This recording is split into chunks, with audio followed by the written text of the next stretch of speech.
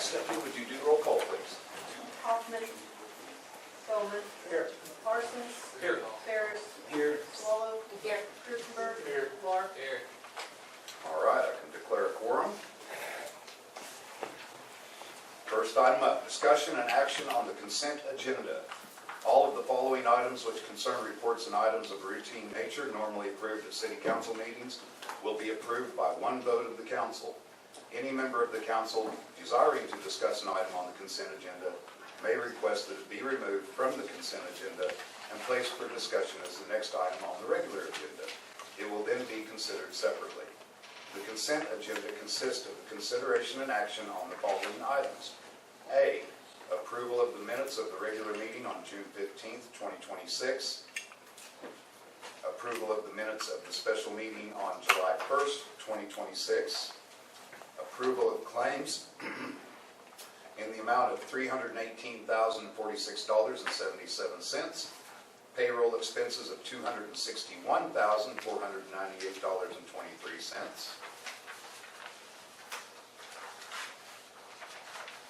Approval of the ASAP invoice. Resolution for special election of Ward 3 Seat 2 council member. Declare surplus and authorize the city business manager to liquidate a 1976 Chevy 2-ton truck. Declare surplus and authorize the city business manager to liquidate a 2013 Freightliner Heil M2. Declare surplus and authorize the city business manager to liquidate a 2011 Freightliner sanitation truck. Declare surplus and authorize the city business manager to liquidate a 1997 International tandem dump truck. Declare surplus and authorize the city business manager to liquidate a 1986 Freightliner truck. Declare surplus and authorize the city business manager to liquidate a 2014 F-350 wagon. Is there any discussion? Are any of these items that are being surplus going to need to be replaced? The majority of these items have already been replaced. I think most of them we have discovered that they're in the yard and out of service and still on the insurance policy. So we're going to liquidate them, get rid of them, get them off the insurance policy, and so it's not like we're going to see expenses coming up to replace these items. Not those No. items, Okay, no. perfect. Yeah, no. Jerry, can we just motion to approve the consent agenda, or does all be separate? Just motion to approve the consent agenda. I'll motion to approve the consent agenda. Do I have a second? Second. Who said that? Rick. I have a motion by Mr. Lauren, a second by Mr. Bowman. Would you please call the vote? Clark.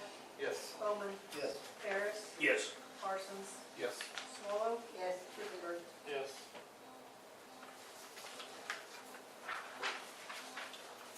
All right. Now we have reports from staff. The Alva Planning Commission? None. Planning Commission is going to meet later this week. Thursday. Thursday evening. Alva Hospital Authority? Okay, first off, Dr. Timothy Newton will be coming to Share Medical Center at the end of this month, I think. The hospital is in need of a maintenance worker and or maintenance supervisor. With Drew going to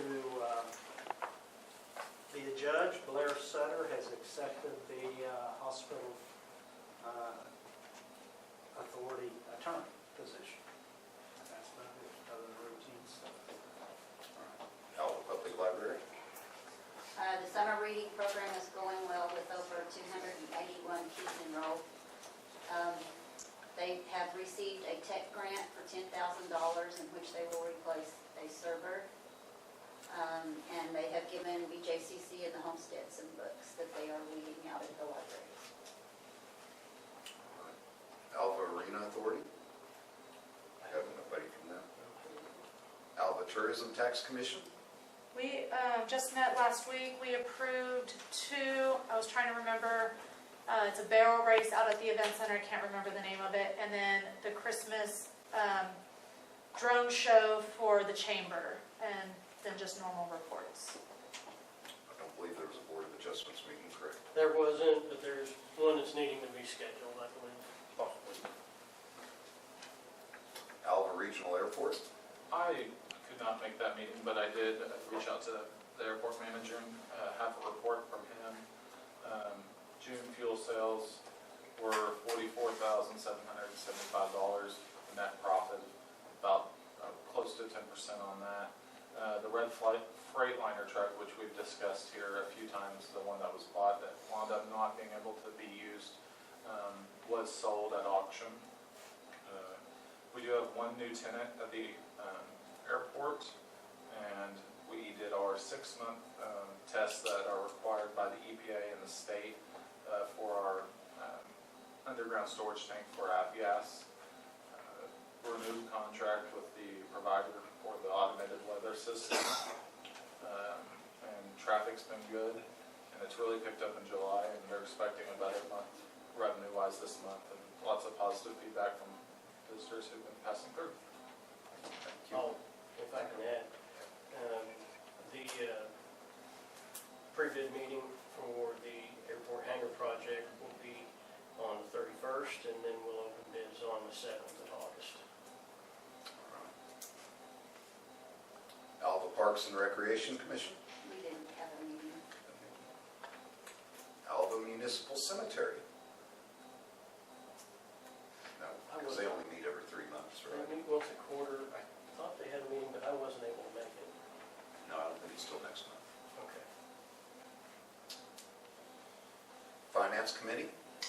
We had a shorter meeting because Sadie's computer crashed, but we did have, we talked about 2 CDs that are going out for bid this month. We also talked about a $300,000 storm drain project that needs done in front of Beatles.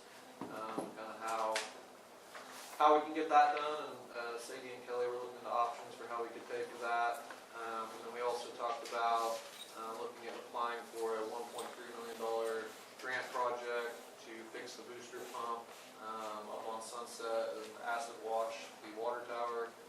And the grant would be $300,000 down from the city, and then $1 million would be forgiven if we were to receive the money. So that was mostly what we covered.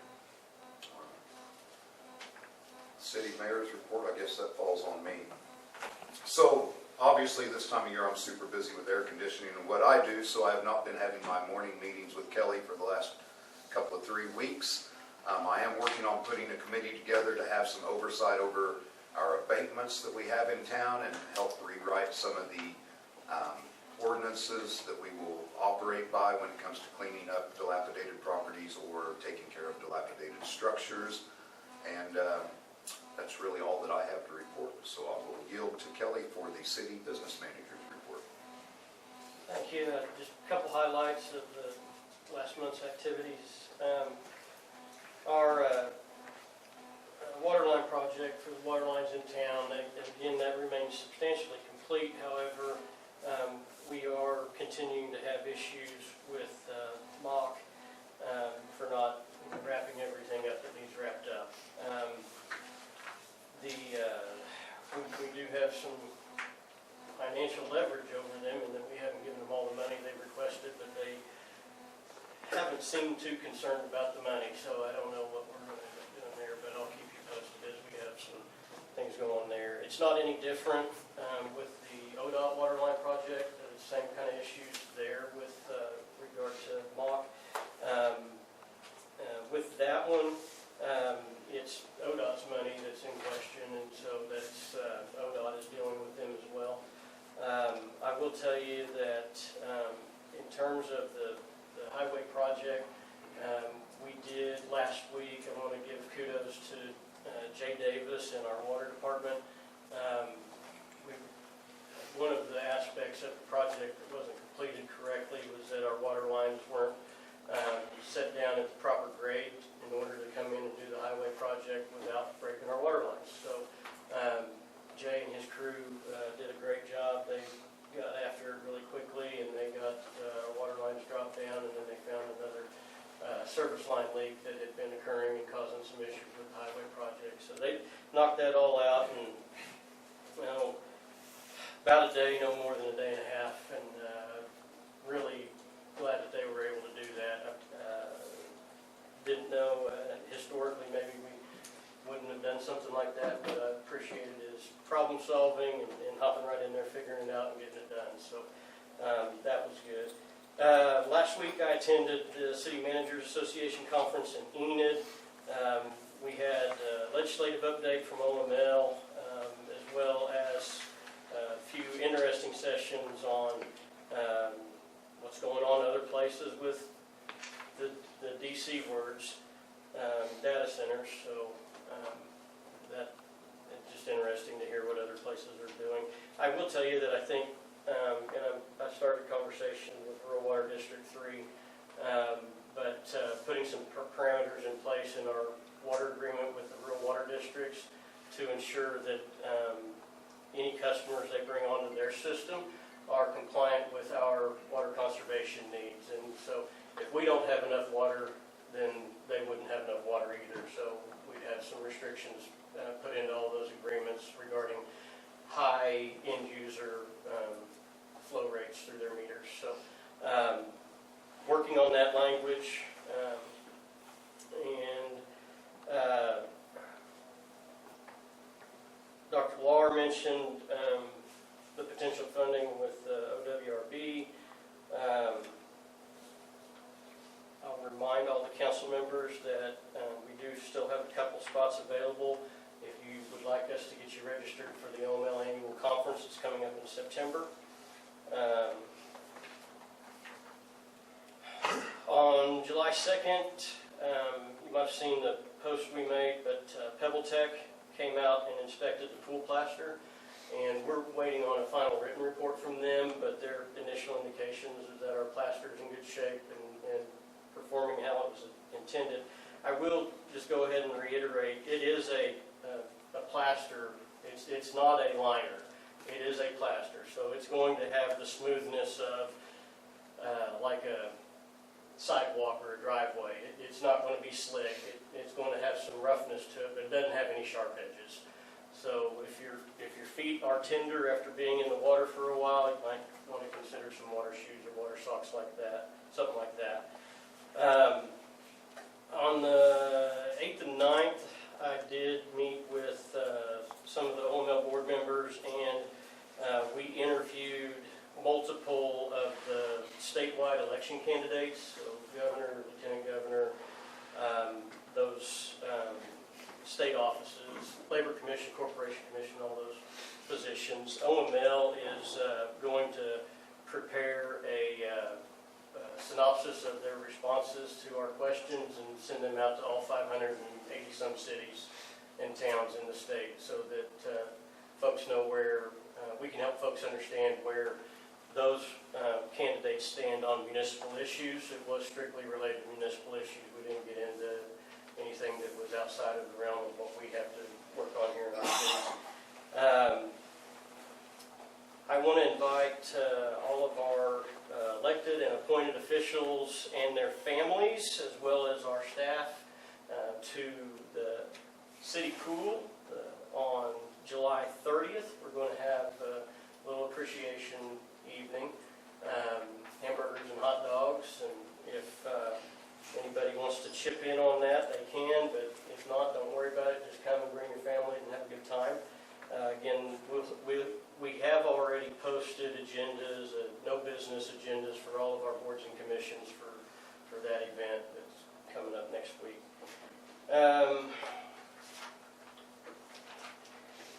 Just kind of a couple other highlights. We will have some budget line adjustments for FY26, just to wrap that up and get ready for audit. Those will be, they have to be approved by council and submitted by the end of September, so we anticipate we'll have those in front of you next month. Sadie is wrapping up our new finance report for the council and finance committee. We're projecting to have that available to you in August as well, with the new fiscal year July data.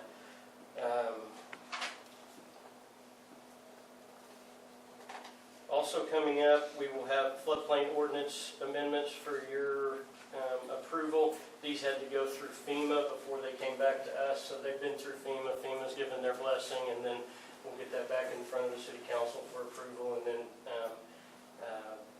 we'll get those amendments to you. Those amendments were at the request of the floodplain manager in Oklahoma, and so it wasn't something that we sought out. We don't have any designated floodplains in Alva. We might have some high water from time to time, but we don't have floodplains in Alva.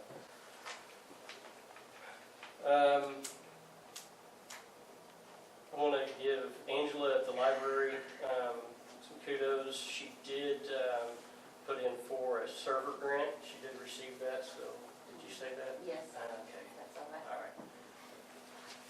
All right. For law enforcement, Corporal Jace Klein did complete his K-9 handler school on July 17th. We did have,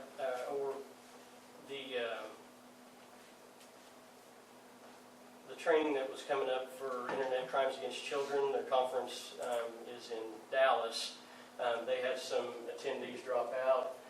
They asked if we wanted to send anybody, so we are sending Officer William Rogers and Officer Ken Cohn to that. And the registration paid for, and I believe the room and board is paid for as well. Just pay their salaries while they're at the training. And then most of our officers nominated for the 287G program have completed their 40-hour mandatory training. For streets, they were real busy, both sweeping up the highway material off the downtown square, as well as cleaning up after the storms. They did complete a block of resurfacing on Maple Street, just north of Van Pride Tire. That street was washing out, and they got it put back in good shape. And they have, among other things, started putting rock in the bad spots at the cemetery to start getting those roads repaved. If you'll remember, we did get a grant for that. Utility office, they're continuing to work with Invoice Cloud so that we can get our paperless billing started, we hope in September. Looking forward to that. And then just one other thing I'll point out, because I know some people have expressed concern about a leak on the water valve at the Senior Citizen Center. That has been, that valve has been replaced. It was a faulty valve when we put it in. We had trouble getting another one, and so it has been replaced, and that leak is repaired. And other than that, everything I've got is going to be tied to an agenda item. But I'm happy to field any questions from the council. No? Okay. Just for those of you that are following along on the agenda, it is in my purview, and so I have decided to switch up number 7 and 8. Number 7 is remarks and inquiries by citizens. Number 8 is the discussion on the block cameras, and I opted to bring the citizen comments and inquiries to after that, so I'm hoping that maybe if you have questions, they're answered. If it brings up questions, then you can ask them and absolutely voice what you have to say this evening. So, moving on to number 8, discussion and presentation regarding the City of Alva flock camera system. Chief Orcutt and Assistant Chief Cummings of the Alva Police Department, along with Ian Leslie, Public Affairs Manager for Flock, will present information regarding the flock camera system deployed in Alva, answer questions submitted to the City of Alva, and discuss the system with the City Council members. So, we can carry on with that.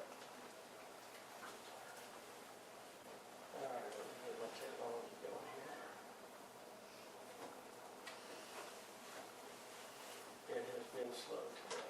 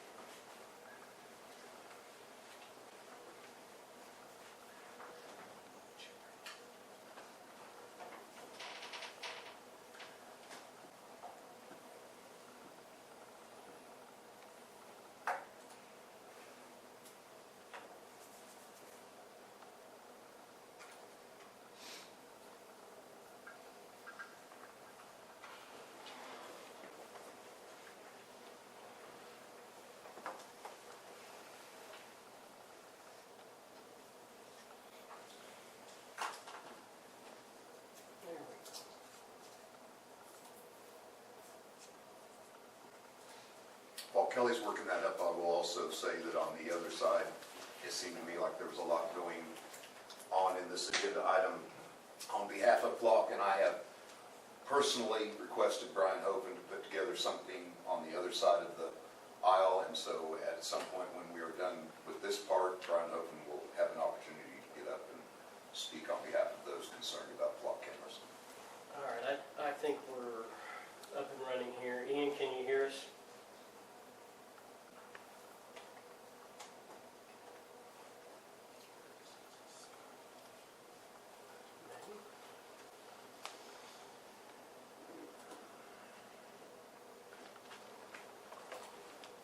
Ian, are you ever able to hear us?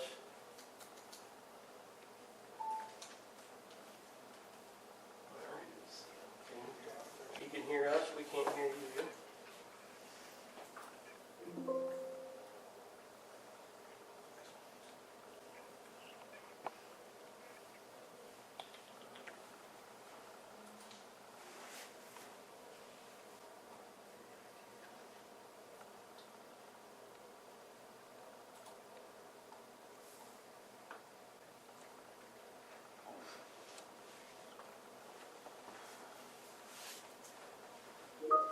All right, anybody have an idea? There you go.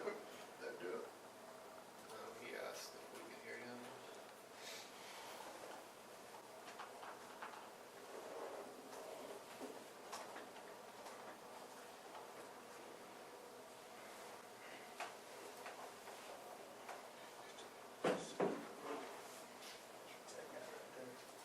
So he can't hear us either.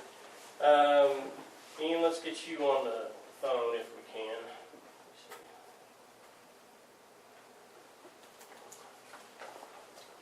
Looks like a whole lot of water. If he's probably not close enough to get.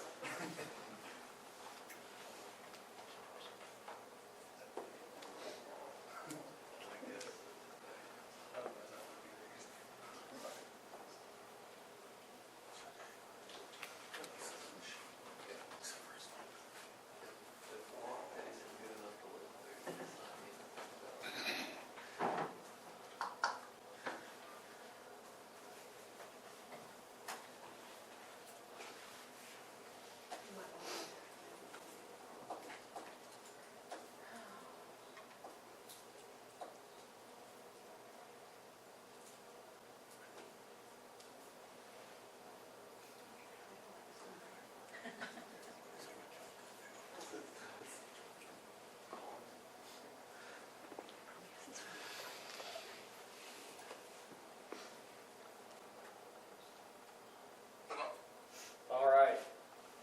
There we go. We'll hope we've got enough volume for everybody to hear. So kind of before we get started, we had kind of some concerns brought up, and Mayor and I discussed them, and things of that nature. We did, after the June meeting, put out a request for more questions from the community to find out, what aspects about the flock gave them concerns. We have got a presentation from Ian. We also have some answers that our staff have prepared to some of those questions.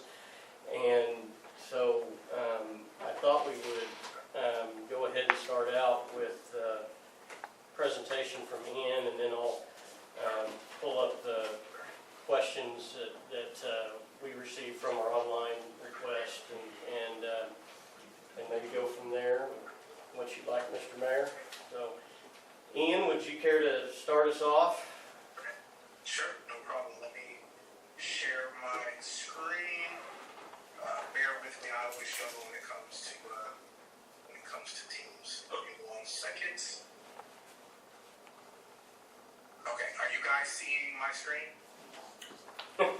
No? If it's blank, yes. I've got it though. You got it? Yep, if you'll just tell me when to advance, I'll advance through it. So should I stop sharing my screen, or should I? I don't know that Right, it's so due. do you have what I emailed over, or do you have the screen? I have what you emailed over. Oh, okay, perfect.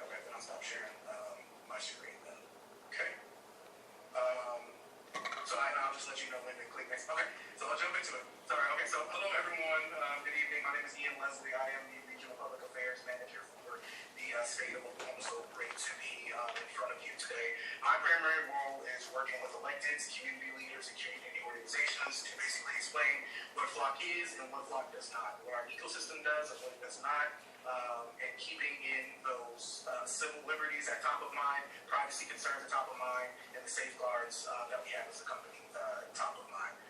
Go ahead and go to the next slide for me. Got it. Okay. I like to start with the story of who FLOC is. A lot of people don't know, but this, in my opinion, differentiates FLOC from a lot of public safety competitors out there. FLOC is an Atlanta-based company started in 2017. It actually started out selling specifically to HOAs and small townships. The reason why our CEO, Garrett Langley, was actually experiencing an uptick in car theft in his particular neighborhood, car break-ins and car theft. And he went to his local PD and had the question of why, with the uptick in that crime, why they weren't being solved, right? And a lot of times, the agency would tell him, well, hey, we need a license plate or some type of vehicle identifier to use as a lead in order to further the investigation. And so Garrett, being an engineer, took what was historically an LPR and turned it into what we call ALPR today. And so to date, we have about 12,000 customers and over 6,000 communities encompassing of HOAs, businesses, schools, private customers such as Lowe's, Home Depot, as well as city, county, and state law enforcement officers. And to date are solving about 20% of reported crime.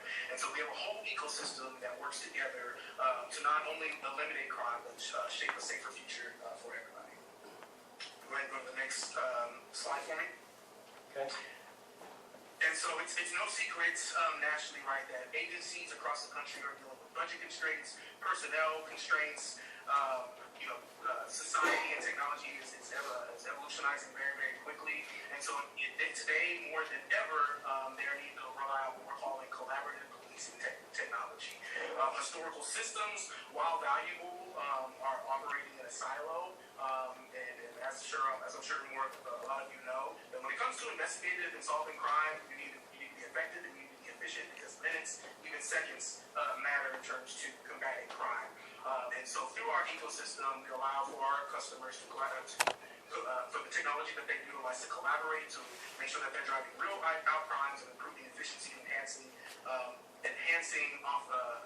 agencies where they may be lacking the budgets for additional officers. Go ahead and go to the next slide for me. Okay. So today, one of our prominent products is called an LPR camera.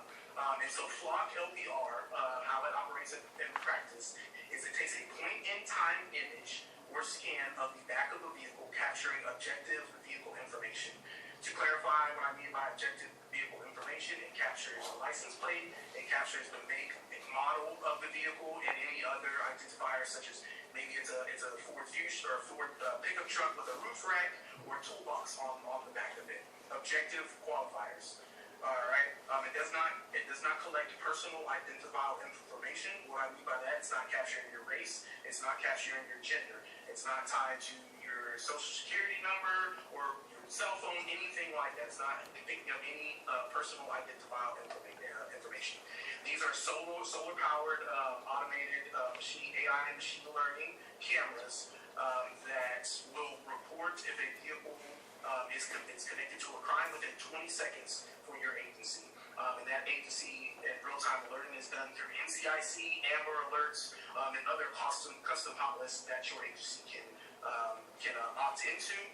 And additionally, outside of it just being one camera, the network, the power is really in the network.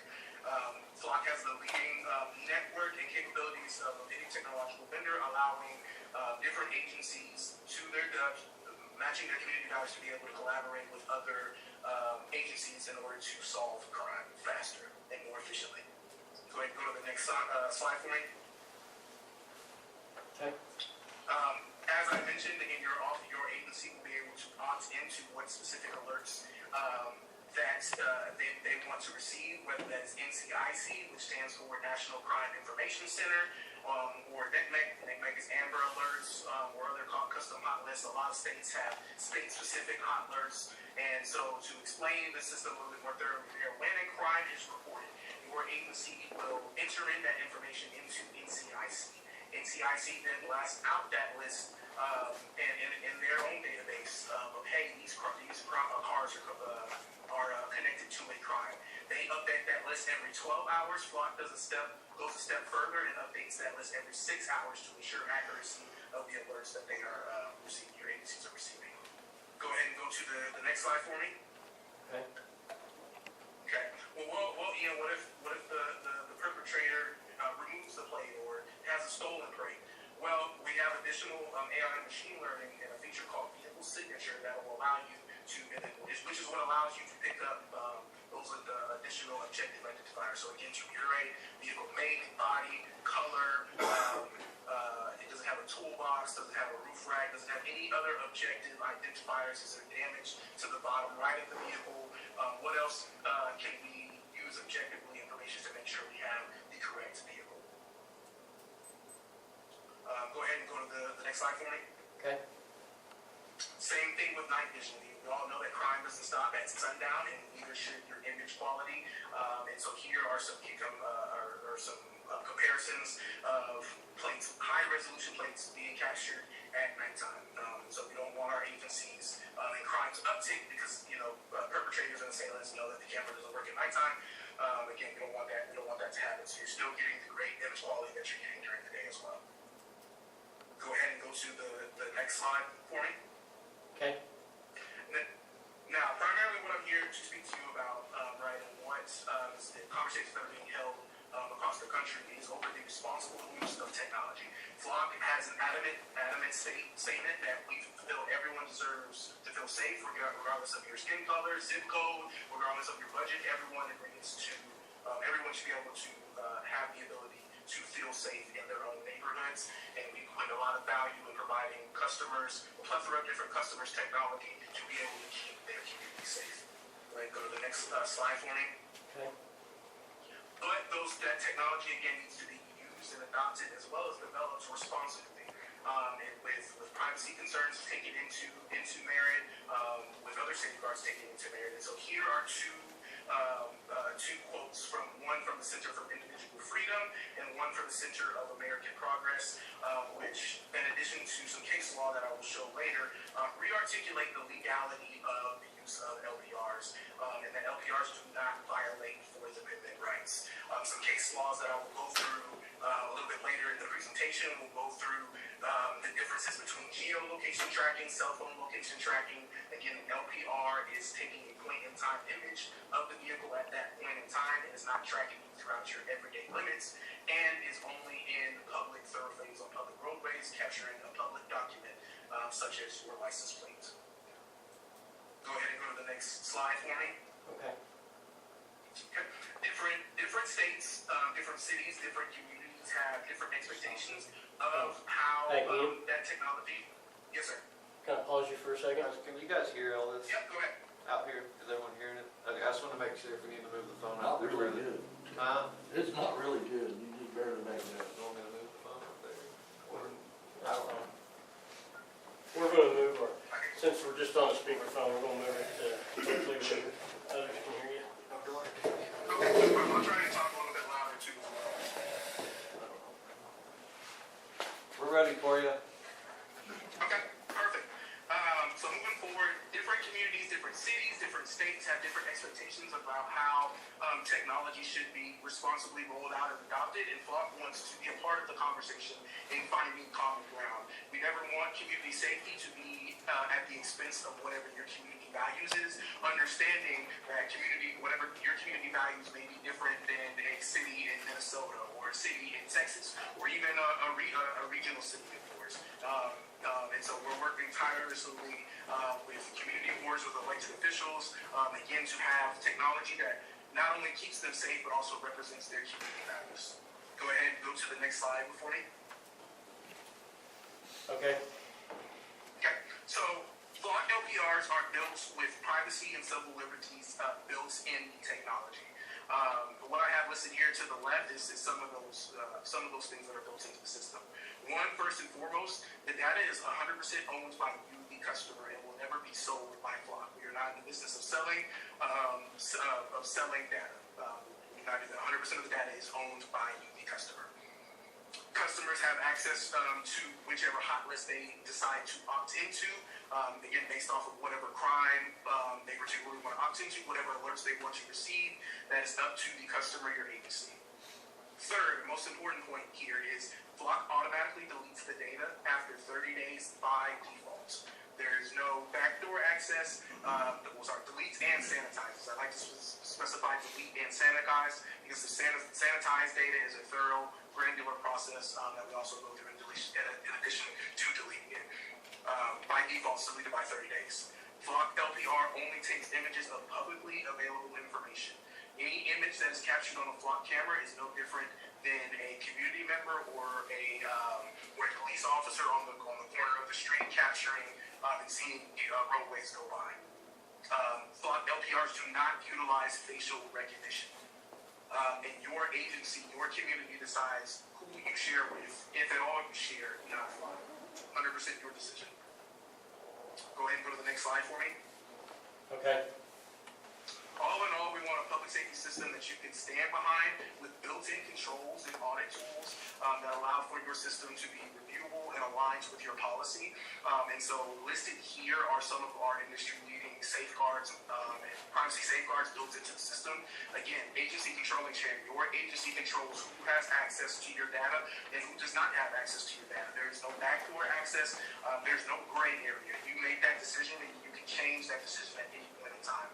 Transparency portals. This is an external-facing web page that we customly create for our customers and agencies to be able to transparently communicate how they are utilizing the system to their community.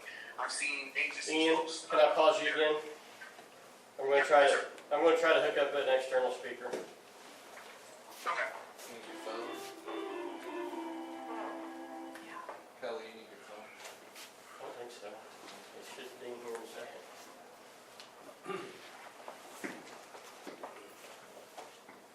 Maybe I do.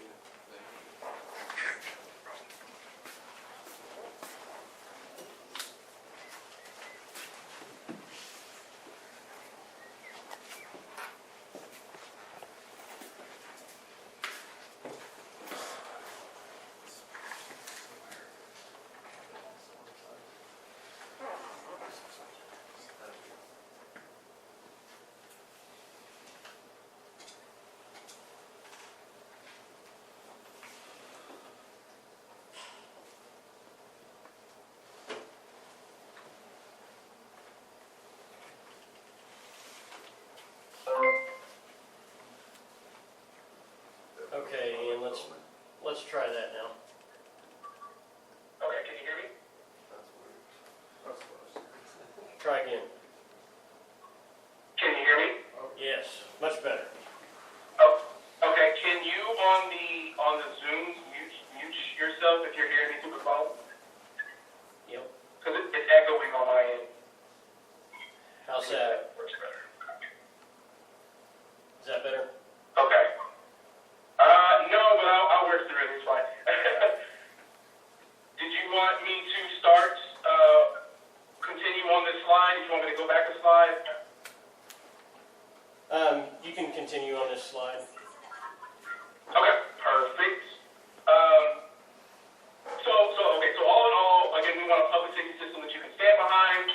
We have built-in compliant transparency controls to allow for your system to be aligned with your policy. One of those being, again, your agency controls who you guys share your data with. If you decide to share at all, that is an agency decision. Flock does not make that decision. Secondly, being transparency portals. This is an external-facing website that we customize for our customers to be able to transparently articulate how their system is being utilized, whether that's publishing their policy, their usage rates, who has access to it.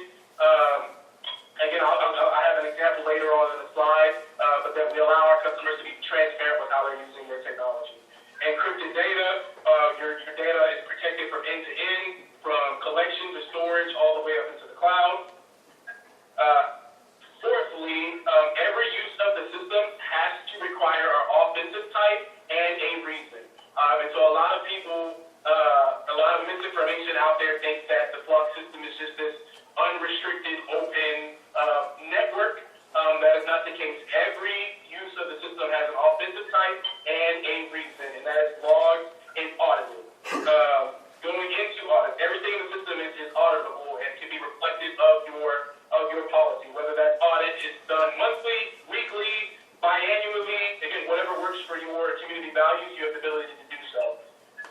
Taking it a step further, we also have what we call our audit assistant tool, which will help administrators who are responsible for going through those audits. And so your audit assistant tool within the system will automatically flag or surface any atypical activity for review in the system. This is monumental in terms of workflow and easeability of the system. If it's atypical for Officer John to be typing in, having 10 searches for a vehicle in an unwarranted time period, that will automatically be flagged to administrators for review. And then lastly, as I stated earlier, by default, your data will be deleted and sanitized after 30 days. Go ahead and go to the next slide for me. Okay. Okay. Data security. We take data security as the top priority here at Block. And so here is some of our industry-leading data security certifications. We are CJIS certified, NDAA certified, SOC 2 Type 2 certified, and the list goes on. The thing with these different industry-leading certifications is some require quarterly, some require biannually, some are annually penetration tests to constantly test our security measures of our system to make sure, again, that they are industry-leading and compliant. Additionally, all data is housed in what we call AWS GovCloud, which a lot of industry-leading technology companies utilize. There's different frameworks, there's different levels. Some corporate companies decide to use AWS Corporate Cloud. Even though we're not capturing personal identifiable information, we take it a step further and make sure that the data is in the AWS GovCloud for security storage. Go ahead and go to the next slide for me. Okay. This is an example of what we call the transparency portal that I mentioned earlier. So again, you hear on the right, you have San Joaquin County. This is an agency in California. Their transparency portal, as you can see, it has, because it's fully customized, they put what's detected by LPRs. Again, just license plate and vehicles. We're not tracking people. They have listed on there what's not detected. Again, Flock doesn't have facial recognition. It's not used for tracking people. It can't identify gender or race. They have their use policy on there. They have prohibited uses on there. Prohibited uses such as immigration enforcement, traffic enforcement, and different other prohibited uses. They have whatever hot list you opted into, what their retention period is, how many cameras they own, and what other law enforcement organizations that they share with. And so again, this is just a transparent and effective way for you to dispel any concern or myths out there about how your agency is utilizing the technology. And this is updated regularly. Okay. Go ahead and go to the next slide for me. Okay. Okay. This is a slide that I have on our audit systems tool. You should see a YouTube video. If you can go ahead and play that as well. Let me know if you see it. Got it. Okay, perfect. So this is just giving you a visual of that audit assistant tool in action. Again, our audit assistant tool will automatically flag any type of atypical or unusual search patterns. One, for admins to review.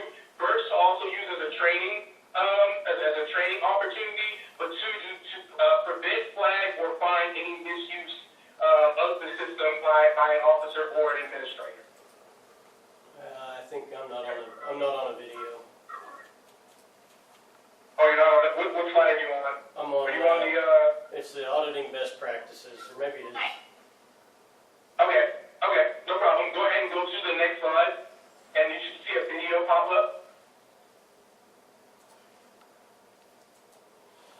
Okay. Okay, and is that video playing? Not yet. Okay. Here we go. Pause it real quick. So before we play this video here, I like to showcase this because it actually gives you guys a visual of how the system is utilized in action. And so the thing currently have in place and what an officer, a detective, an investigator actually enters into the system to utilize the block system. So go ahead and press play.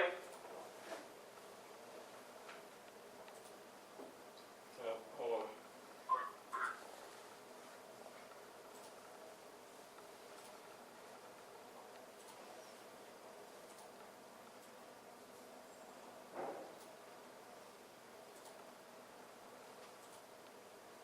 Hi, I'm Ashley. I build software at Flock. You've probably heard of license plate readers and thought, surveillance. I understand why it feels that way, but that's not what we built. License plate readers take images of vehicles. Flock LPR is used after a crime happens. Things like stolen cars, hit and runs, a missing person. An officer can search for a specific vehicle tied to that case. The LPR system doesn't track people, and it doesn't predict when crime will happen. You can only search for vehicles on our LPR cameras. License plates, make, model, color, and other unique identifiers like bike racks, trailers, and toolboxes. There's no facial recognition and no ability to track a person. In most communities, the data automatically deletes after 30 days unless local laws require something different. The data collected doesn't live forever. Flock is built to help solve crimes faster and protect people's privacy. When you hear Flock LPR search, you may imagine some open, unrestricted database. Here's what the license plate reader search process actually looks like. The Flock system has built-in safety guardrails that limit who can access our tools. Law enforcement agencies also set rules based on their own policies. When an investigator is working on a specific case, say a kidnapping, they enter the offense type, case number, why they're searching, and narrow it down to a time and a place. Flock requires users to log why they're running an LPR search. If there's a match, the LPR search helps them figure out which car was there. And it does not give law enforcement any information on who was in the car, either the driver or any passengers. That's it. A focused tool to solve real cases.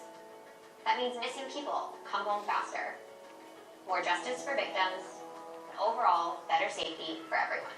A fair question we get a lot. How do police chiefs, law enforcement leaders, and elected officials know what officers are doing in the Flock system? First, every search and shared request is logged. Every search records who ran it, when, and why. Agency administrators can run audits to identify any searches that don't match normal casework. Agencies also own and control all of their data. Each law enforcement agency decides if and how they share their data, unless laws and policies dictate otherwise. Agencies can approve or deny data access requests from other law enforcement agencies on a one-on-one basis or by geographic radius. Some agencies will choose to join statewide or nationwide sharing networks where possible, and that's their choice.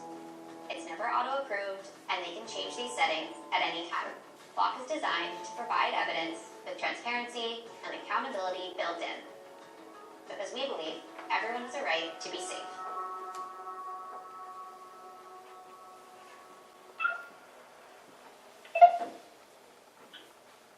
Okay. Alrighty. Why did Amazon send me $20,000? Because I use Amazon.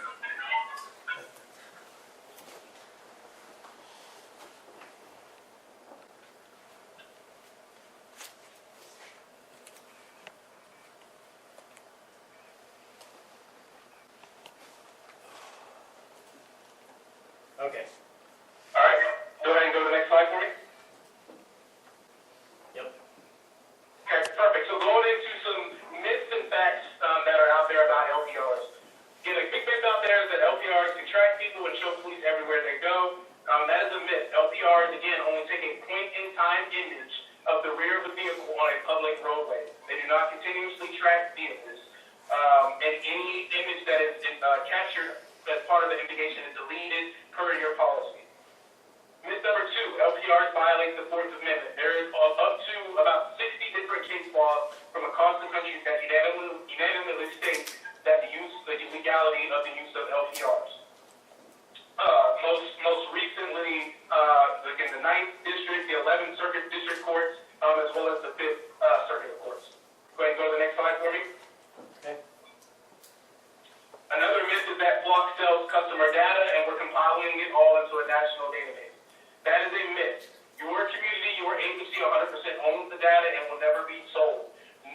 this flock made the decision on who has access to your data. Those are all made at your discretion, at your control. Another myth is that Flock's private customers can access law enforcement data. Private customers being at Lowe's, Home Depot, HOAs, businesses that may purchase LPR to increase the network scope in their respective city or community. Again, that is not a one-to-one sharing relationship like how it would be if you shared with a neighboring agency. Private customers, community will never have access to law enforcement data, and the reason that is because officers have to be CJIS compliant, criminal justice information systems compliant, to access the data. Any engineers that work on the system internally at Flock have to be CJIS certified. Go ahead and go to the next slide. Okay. Another myth is that Flock LPRs use facial recognition. Flock LPRs do not use facial recognition, and you cannot use the system to search for human characteristics, subjective characteristics. You can only utilize systems to search for objective vehicle characteristics. Another myth is that LPRs collect private information. LPRs, again, capture what is on a public roadway down to objective vehicle information. It's not collecting your race, gender, it's not tied to credit cards, it's not scanning your cell phone information. It's capturing a public document on a public roadway along with vehicle objective identifiers. Go ahead and go to the next one. Okay. Another myth, LPRs negatively impact communities of color. Again, we overwhelmingly see support of public safety technology because of the objective policing efforts that no longer allows for law enforcement to rely on subjective information, but objective information to reduce bias in policing. Another myth, LPRs don't have impact on crime. We unanimously and overwhelmingly in different jurisdictions across the country are seeing declines in crime from auto theft to homicides. And not only is crime being presented at the forefront, but they're being closed. That is a key fact that people forget about in terms of crime. How often are those places being closed? Go to the next slide for me. Okay. In addition to law enforcement heavily utilizing our technology, we have two trusted community partners, one being the National Center for Missing and Exploited Children and Mothers Against Drunk Driving. Again, NCMEC, National Center for Missing and Exploited Children, heavily utilizes our technology to find and bring home missing children. And then MAD, Mothers Against Drunk Driving, heavily utilizes our technology to combat hit and runs and drunk driving incidents. Go ahead and go to the next slide for me. Okay. We'll skip this. This is just re-articulating how public safety technology and the education of vulnerable communities, they advocate for those technologies once they are properly educated and brought into the process. And this is just a quote from an NAACP chapter in Oakland. Court cases challenging LPR. Like I said, there's up to almost 6 different court cases from across the country right now that are all uniform in their decision that LPRs do not require a warrant and that they do not violate your Fourth Amendment rights. Go ahead and go to the next slide for me. Okay. Customer data, again, hitting on that as well. In 4.1 of your contract is where it explicitly states that Flock does not have ownership of your data and that Flock does not sell your data. We have what we call a perpetual license. Go ahead and go to the next slide for me. Okay. We have what we call a perpetual license, which is industry standard with any other technological vendor that you guys may utilize. That simply states we have limited access to the system to provide maintenance and train our models. Outside of that, we do not have access to your system. And as I mentioned earlier, everything done in the system is auditable. So if our engineer, for whatever reason, needed to access the metadata of your system, that would be logged, and you would know exactly who, what time, and for what purpose that they access that system. So you can go to the next slide for me. Here's a case study of flock cameras in action. Think about, over the years, we've heard numerous stories of children being abducted and it taking weeks, months, or not at all even finding them. And so this is a case study out of Chamberlain, Georgia.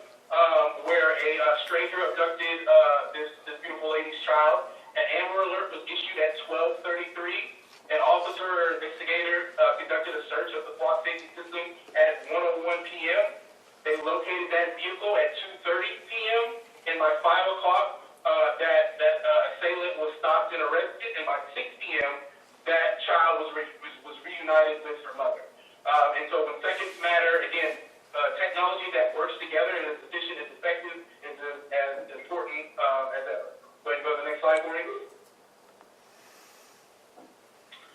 These next two slides showcase some of the unanimous case law that I've been pointing to throughout this presentation. Again, that unanimously re-articulates the legality of ALPR use. And again, the difference between a lot of these cases and why LPRs are legal to use under the Fourth Amendment, again, it's because LPRs taking a point-in-time image on a public roadway is different than your cell phone tracking or geolocation tracking, which tracks you whether you go past the camp, whether you go home, whether you go to Walmart, whether you go to church. Again, an LPR is taking that point-in-time image. It's not tracking continuously throughout your route. Go ahead and go to the next slide. It's just going to be some more additional case law there. And then again, you guys have this slide to review the different court cases that are out there. We'll go ahead and move on to the next slide. This is another case study. We'll move on from this just for the sake of time. These are just again, going back to those case studies, these are some real lives and real impact instances that I like to showcase for people. Again, we're not just talking about public safety technology in theory. These are real crimes that are being solved and real people that justice are being brought to, whether it's finding a child predator, whether it's finding a man accused of murder or sexual violence or stealing a child. Again, these are real crimes being solved by our technology from across the country. Go ahead and go to the next slide. And then re-articulating some of the safeguards that are built in the system that I mentioned earlier. Flock is not shying away from elected officials and community concerns. And so here's the QR code to what we call our Flock Trust Hub, which directly answers the most frequently asked questions. Questions like who controls our data, who has access to our data, sharing concerns. Again, we're addressing those questions and concerns head on and dispelling a lot of misinformation out there by providing factual information for not only agencies but elected officials and communities alike to have dialogue on not only the development of differing public safety technology but how it's rolled out in their specific community. And so with that, I will end my presentation and be open for questions. Thank you, Ian. Council has some questions. They wanted to have Ben and Dave. Does council have any questions specifically for this gentleman? All right, Ian, we're going to have you hang on a minute. I'm going to ask our chief and assistant chief to join us. I'm going to pull up some of the questions we received from the community. Yep, no problem.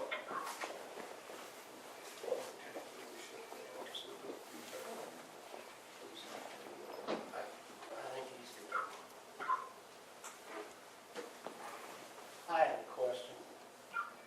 What if the flock misidentifies something, it sees something wrong with my license plate for whatever reason? What recourse do I have at that point? I mean, I'm not sure if that was a question that came through, but if so, I wasn't able to hear. The question was, what if Flock misidentifies a vehicle? Absolutely, great question. Going back to what I said about NCIC alerts, NCIC, National Crime Information Center, updates their alerts, again, what they report on a vehicle every 12 hours. We take it a step further and update our alerts every 6 hours. And then also a key thing that I want to point out is a flock camera is an investigative tool. It does not complete the investigation as a whole. And so we still need detectives to verify and to do further investigation of whatever that protocol is for your agency or your policy to close that out. Particularly, like I said, we're not identifying people, right? So if I have my vehicle stolen, and I'm driving a stolen vehicle, I don't know it's stolen or my vehicle was involved in a crime, but I wasn't the one that did the crime. Those are the type of details that are still needed to be had in the investigation. Maybe the license plate was switched out on the vehicle. Again, there's a lot of nuanced details that still go into the investigation at large.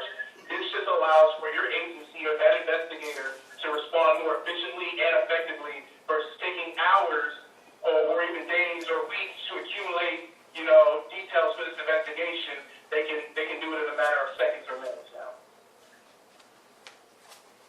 So I've got the questions that we received off the internet. It's a summary of questions. We've got about 20 or so of them here. Some of them might have phrased their question a different way, but I think we've tried to answer things between Ben and Dave and myself, along with some assistance from Flock. But we've tried to hit all of the questions. Why did Alva install Flock? And it's kind of as Ian stated, it's an investigative tool. It's meant to help us come to conclusions more quickly in an investigation and hopefully, apprehend bad guys. Ben and Dave, you jump in whenever you want. The second question is there enough crime in Alva to justify this system? You can see here that, and I think everybody that lives here knows that Alva is a safe community. But if we have, one, child predator trafficking kids through Alva and we're able to piece together a little bit more of that puzzle of where they might be going or what they might be doing, how much is enough of that to justify it? And I think those are the questions that everybody might have a different opinion on, but I think when it comes to our law enforcement officers, one is too many. And so if we can catch one, it's a justified system, particularly in situations like that. Who has access to the camera data? As Ian stated over and over again, it's only our law enforcement officers. As with any surveillance footage or images, if there's a warrant or a subpoena for our camera information from a judge or whatever, then we would provide access at that time. But the City of Alva has not, and would have policy to the sort that we would not share that information with other entities. So, and that would be, ultimately, if council has different preferences on who that data is shared with, council would express that and we would go from there. But at this time, and it has not been discussed that we have not discussed that we would share it with other agencies and without a warrant or subpoena for information. The next question is kind of similar as the data shared outside the City of Alva. I kind of answered that already.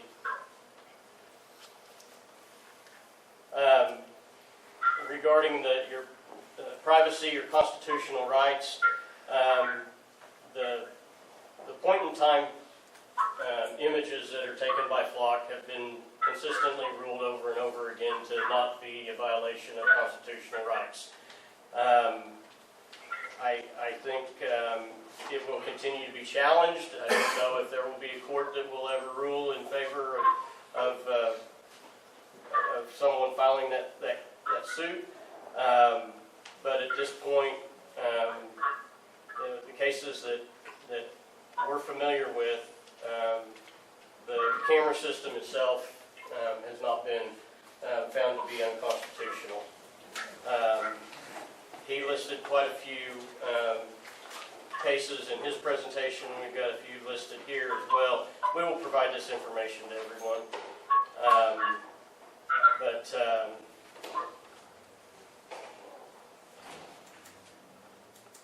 There are some appeals out there that which there aren't any rulings yet from the appellate courts as well.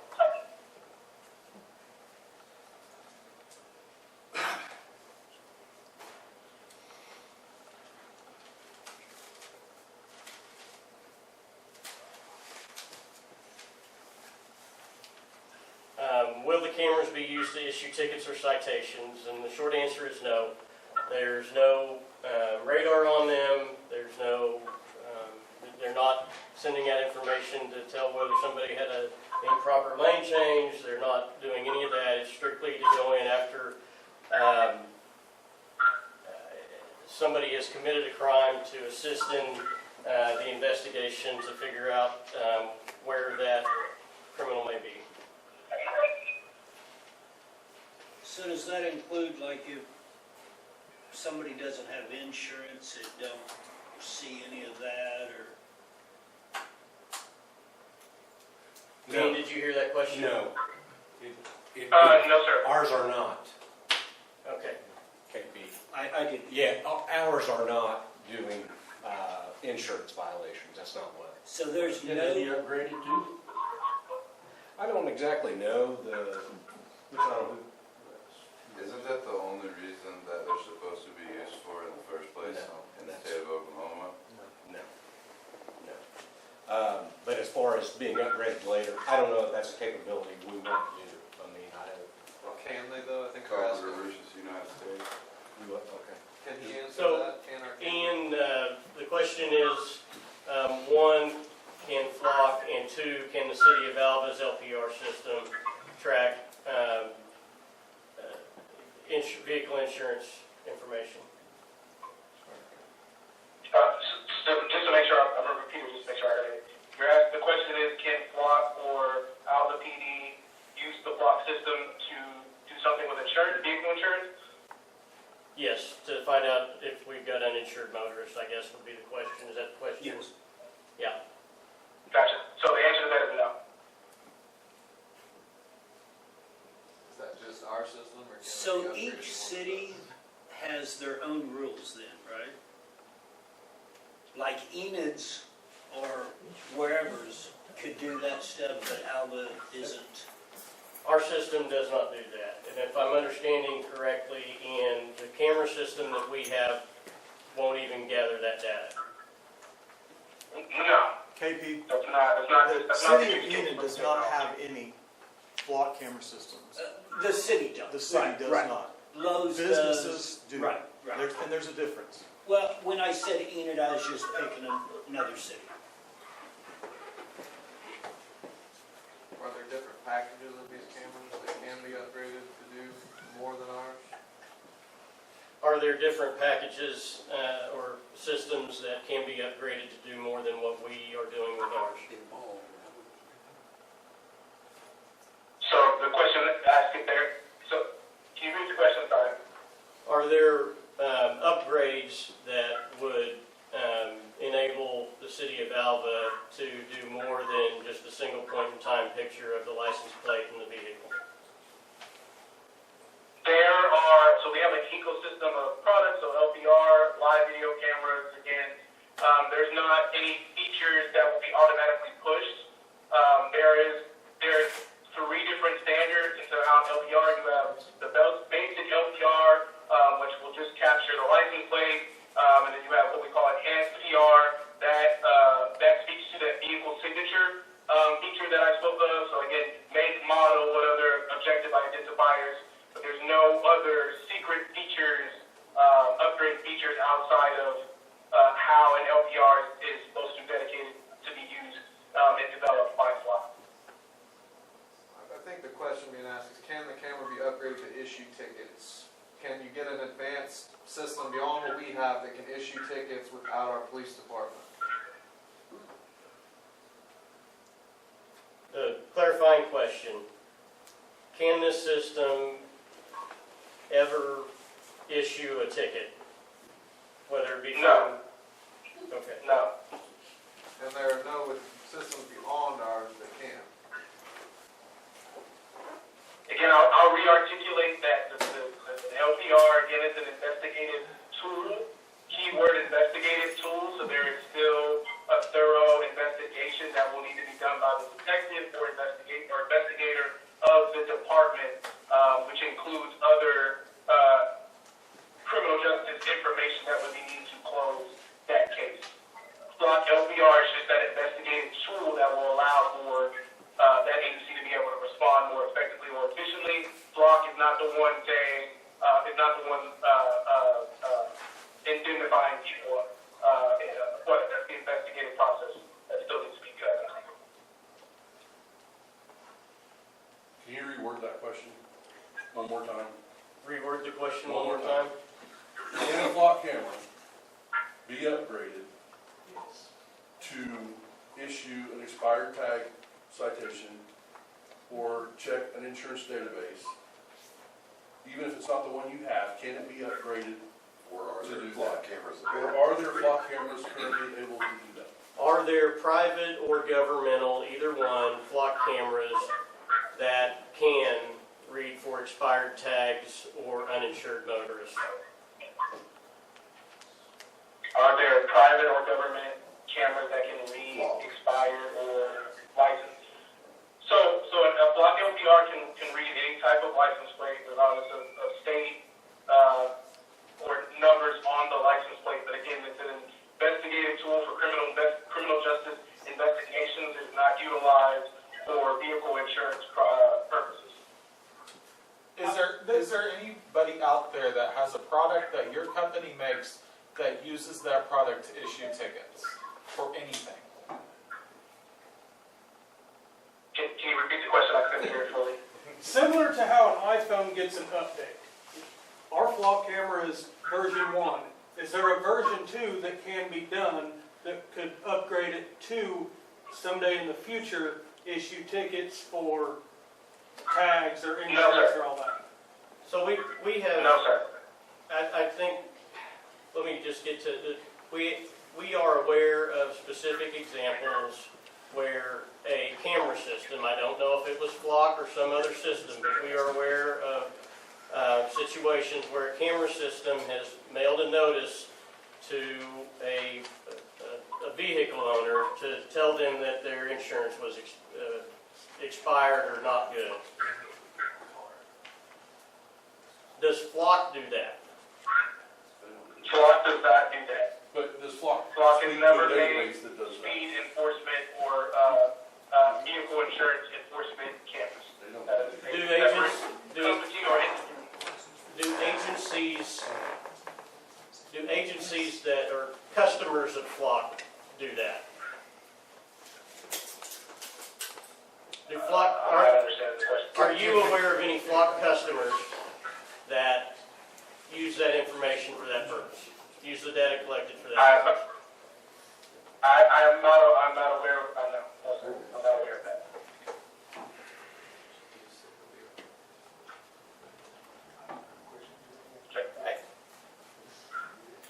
I think it, and I understand.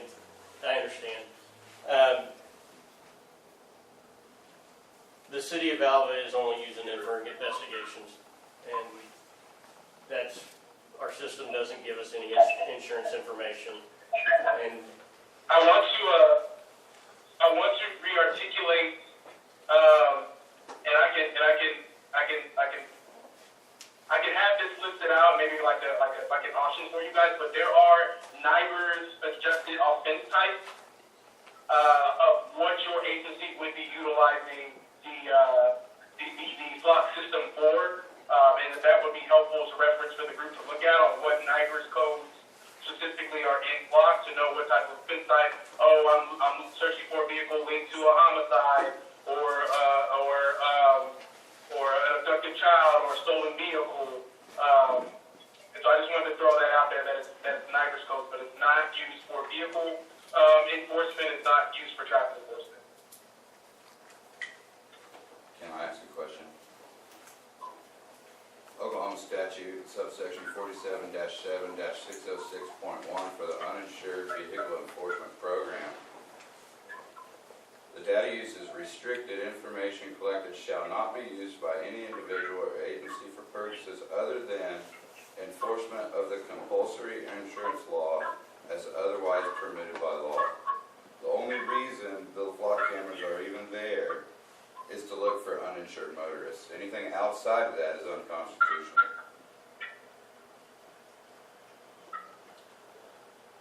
I can't argue for or against that. We can show you the case laws and whatever that's been filed that we're aware of. But, I So, ask Ian if he knows of camera systems, not flock, that cities use that are used for insurance verification. Did you hear that, Ian? I didn't. I hear it, but it's very muffled. I can't make out of it. So, can you hear me now? Yes, sir. So are there other camera systems, not flock, that are used by municipalities that are used for the intent of insurance verification, and quite possibly we're confusing flock with another camera maker? Twofold answer. Am I aware of any traffic or vehicle registration enforcement camera technology company? I am not aware of it, nor have I heard of it. And then the second question, yes, a lot of cameras are misconstrued for flock cameras because we're kind of the topic of debate right now in terms of camera systems. But there are even other technological vendors out there that even create ALPRs. And so, yes to cameras being misconstrued for flock cameras. No to me being aware of any cameras that are used for vehicle enforcement, such as you know.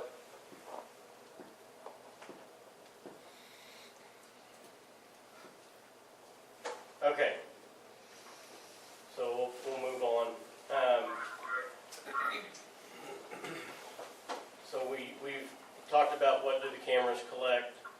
The City of Alva LPRs are collecting a single point in time image of the vehicle and its tag. And that is all that we've got. You guys can confirm that's all we see in the system.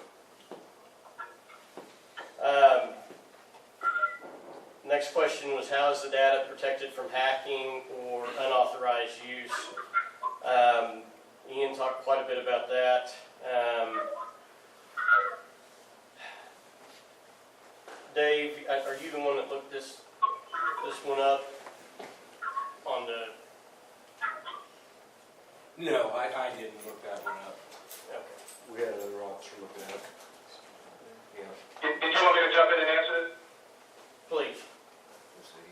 Okay, so going back to the slide that I had on all of our industry-leading certifications, those certifications require, some are quarterly, some are biannually, some are annually, penetration tests of our systems to verify that we meet that certification. And so that is what we're doing in terms of data security. Again, industry-leading certification, all of your data is held in the highest industry capable form, which is AWS GovCloud. And like I said, we are continuously on the offensive of penetrating our systems to make sure that we are compliant and upheld our industry standards for our system. Our system has never been compromised, has never been hacked. And I think I'm going to make a fair statement for the IT guys in the room. There's no system that's 100% foolproof. So Absolutely. This would not be any different. It's all about how many measures are you taking to due diligence. Absolutely, and then to combat that other safeguard of that, remember by default, the data in your guys' system is deleted by 30 days. So those are just an extra safeguard in there in terms of your guys' data.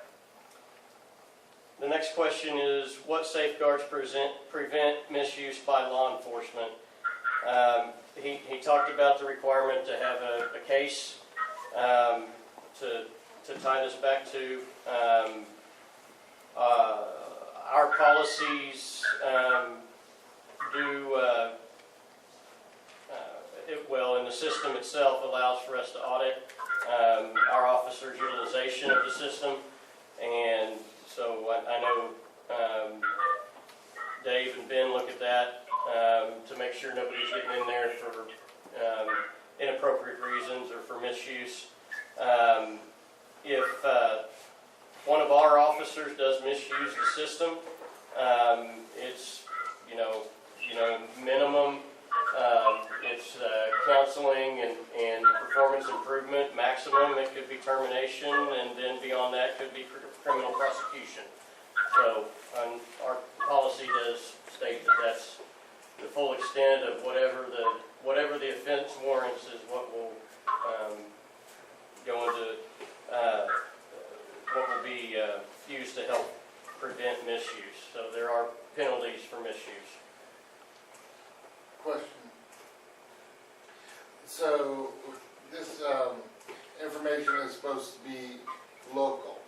So if it can be put into, what's that system? The NCIC.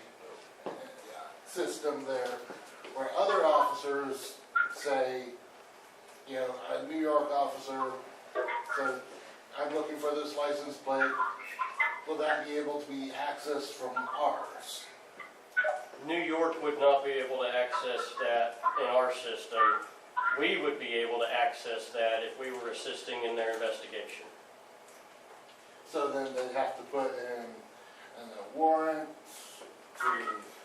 or a request at minimum to be granted that information? Yes, all requests would come through us for approval. And they check what they would like to see as far as that. But if they have a specific vehicle they're after, they may contact us anyway without these. So question, how would they even know to request that? Is it just going to be a ping on their system as like, yes, it was hit here in Alva, or? They would know that from their investigation, direction of travel, ping from their cell phone shows that they came through Alva. They can look up online, they'll get flock cameras, and then they can request it that way. It's not something that they can just go search and all of a sudden they say, oh, Alva's got it, so I'm going to search Alva, and they'll get all of our information. It doesn't work that way. Through their investigation, they would request information from us. So.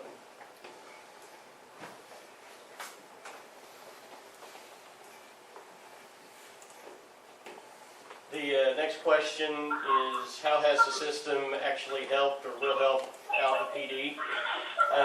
We've got a few instances here where, you know, we've only been using the system.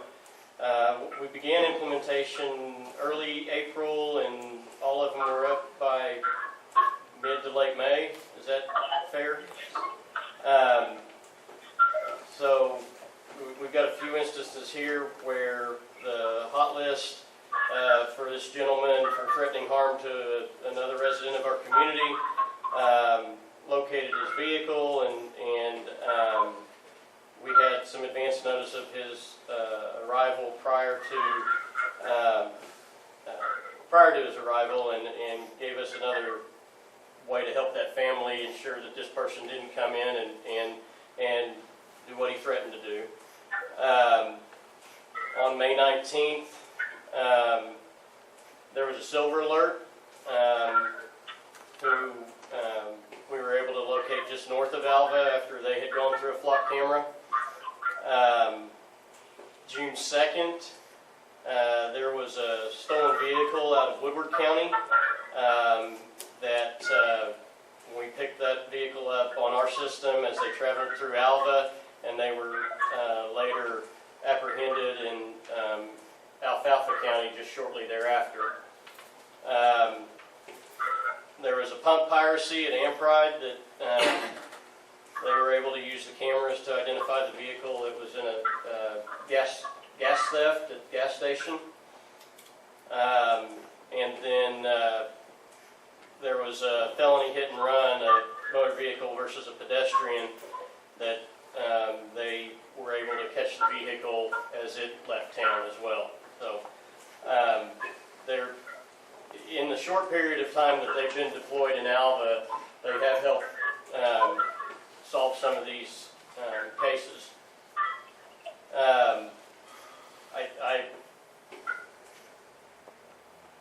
I mean, that's just, those have happened.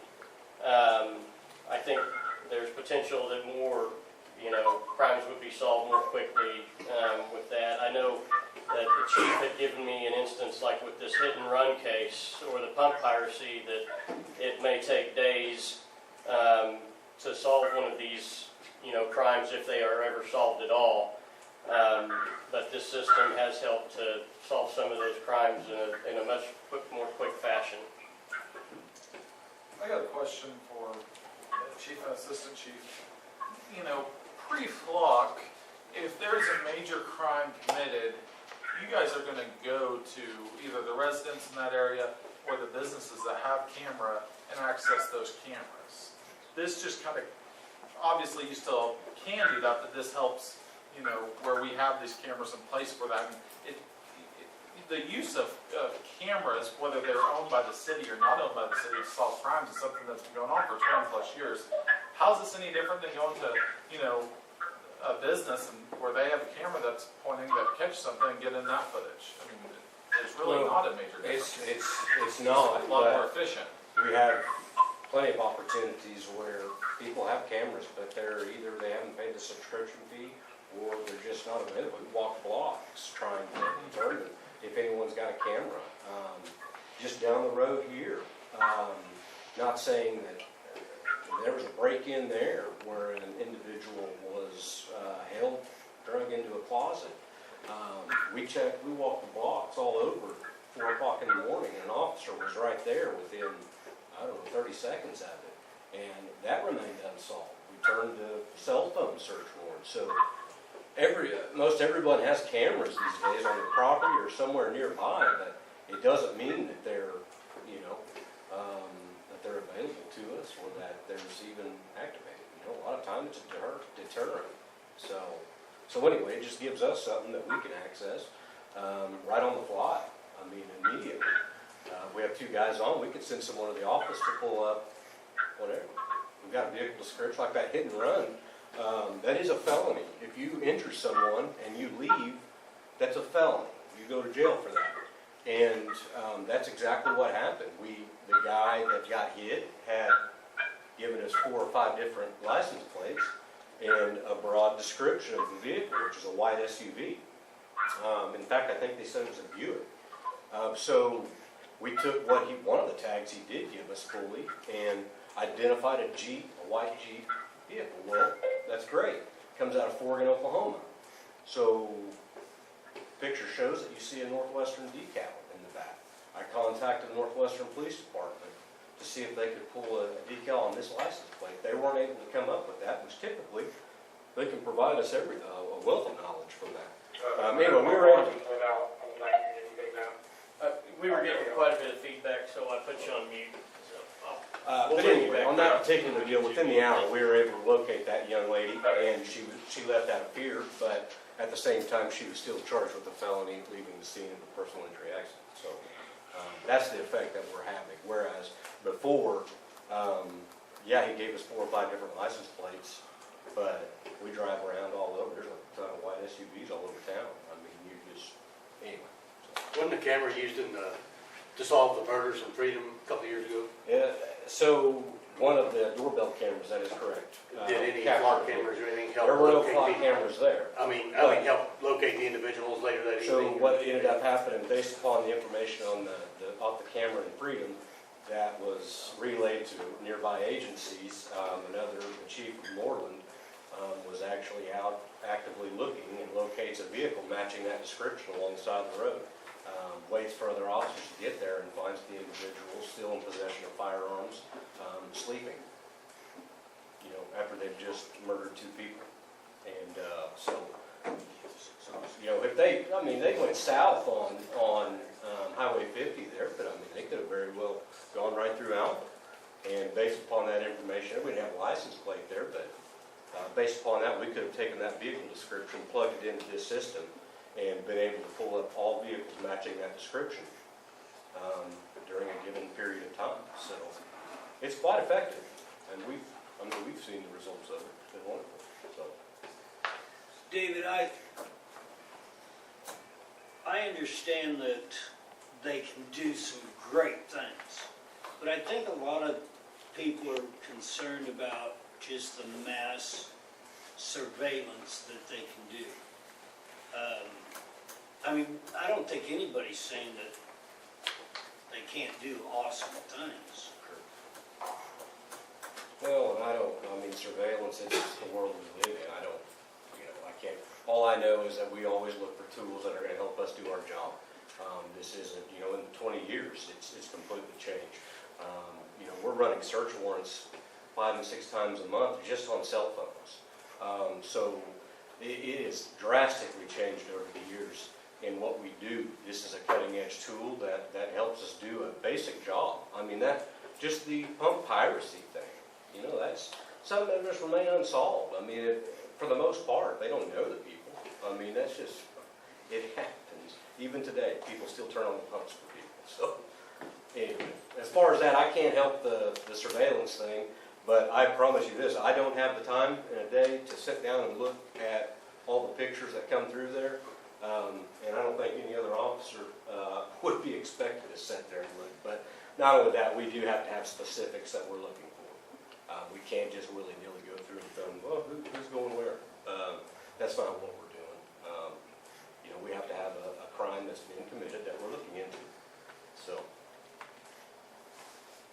and we have in this 12-man department, that we've already been able, we're all trying to learn this. We're not experts on it. We're trial and error, testing it out, just seeing what the capabilities are for us. But we're also seeing exactly who's logged on, who's completed the trainings that are offered for that. And so we can stay on top of what we expect our officers to look into. So.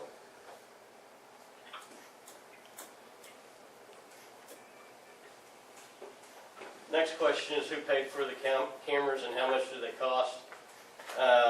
The funding for the cameras were paid through with the 2026 Safe Oklahoma grant.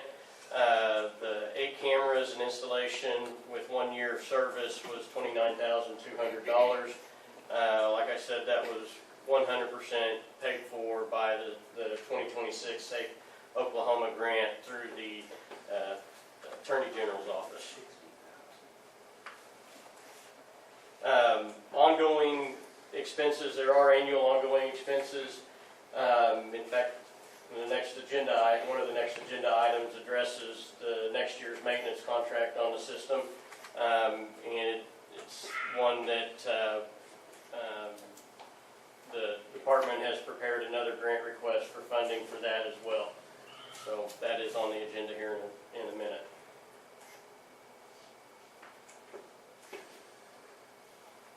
Why were citizens not notified or consulted beforehand?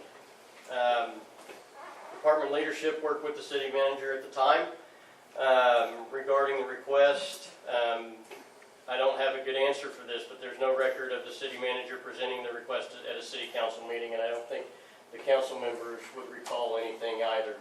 It was voted on 17 February. I'm getting there. The grant request that initially applied for the funding to do the flock system was never brought in front of the council until the grant was awarded in February. And in February, the council voted to accept the money and proceed with the flock camera system. That was at a duly called meeting of the city council. I do wish that the information had been shared at the time of application, but it was not. Not any violation in that, however, it was an oversight, and the funding was accepted and the expense was approved prior to implementing the program, which is the burden that the council has. Part of the reason that this conversation is going on today is in part because it didn't happen beforehand, but also because there is another grant that's being sought. For applying for that grant, having a reasonable expectation that we would accept the funding if awarded and applied for. Who made the decision to install them? Again, that was with the department and the council accepting the grant and approving to move forward with the program. How were the camera locations selected? Basically, it was deemed to make it a priority to have the highway entrances and exits to town. At that point, the department started working with property owners in those areas and making the determination where those cameras could and would be placed. Everybody that has a camera on their property has given consent and permission for that camera to be placed there. And that's how those were chosen. Now, Ben or Dave, do you have anything to add to that? Basically it. We talked at great length how long the data is stored and who owns it. It's our data, and it's stored 30 days. Unless there's a open investigation that has to do with the data. That would be an investigation into whether they had insurance or not, correct? We are not doing investigations on insurance. Okay, just checking. Just checking. Can the public access the data through a Freedom of Information Act or Open Records request? It depends. If it's pertaining to an active investigation, it will not be provided. And that if the data is gone from the system, it's been deleted from the system for the 30 days. If it's not there, it's not there, so it's not available. But then the other thing is, just like any request, all requests have to be consistent with our policies on records requests. So there's a form you fill out. There may or may not be a deposit depending on what's been requested. These are all things that are, it'll be in accordance with Oklahoma law.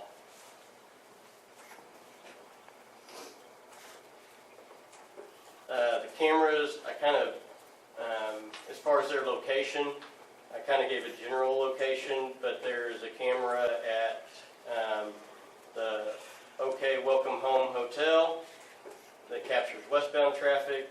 There's a camera located near Atwoods that captures eastbound traffic. There's a camera located near Windy Ford that captures eastbound traffic.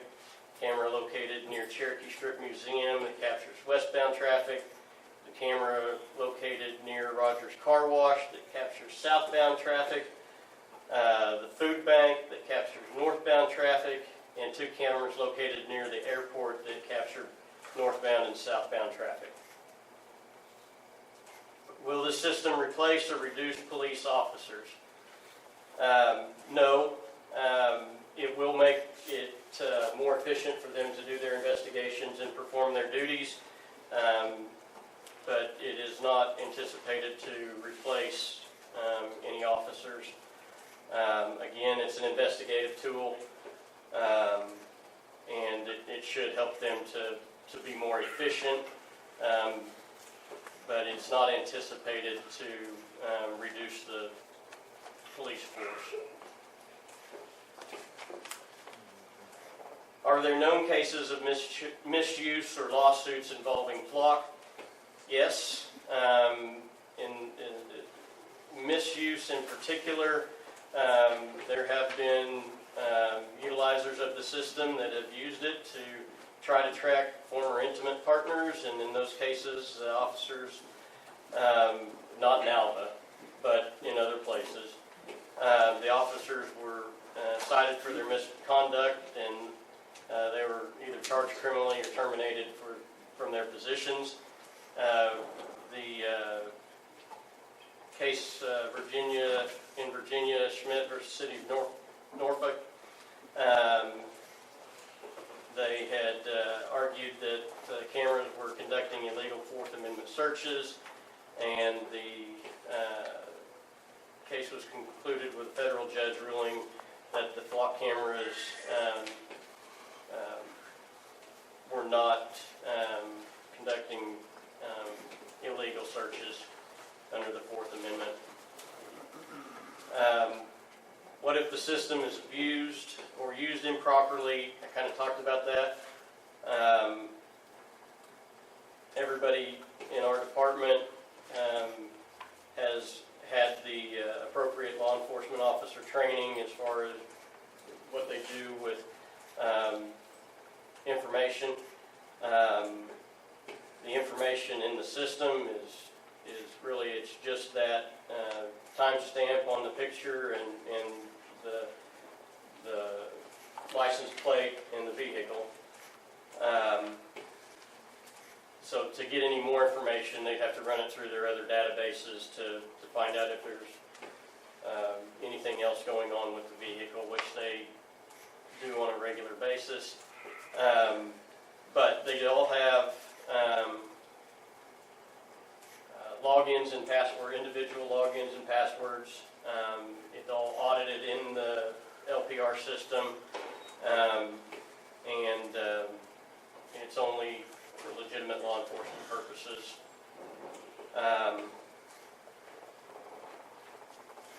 And City of Alva will conduct the audits on a regular basis.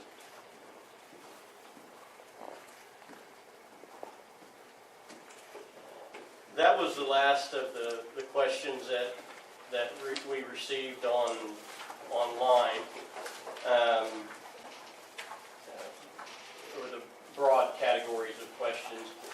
I think the way the mayor has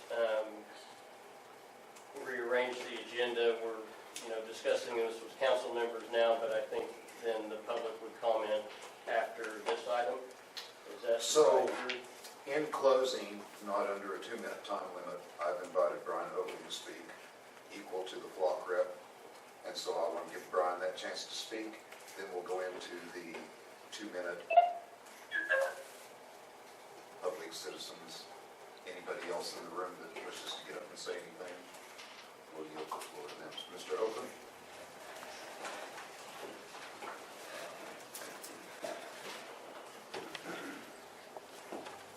When the mayor asked me to speak, I wasn't 100% sure. I've been somewhat opposed to flock surveillance on social media, and I'm sure that has something to do with it. But I do have a history of being around video surveillance for 30 years. Having retired from banking, that was one of the things.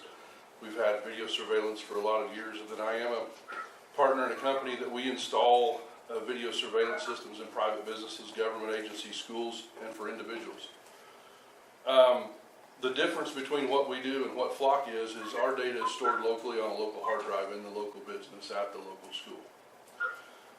And there are some differences that I find interesting when we advise our clients to check with their liability insurer or their legal counsel or their, depending on whether they're a school or an individual or a business, about when they should provide data off their cameras, or should they?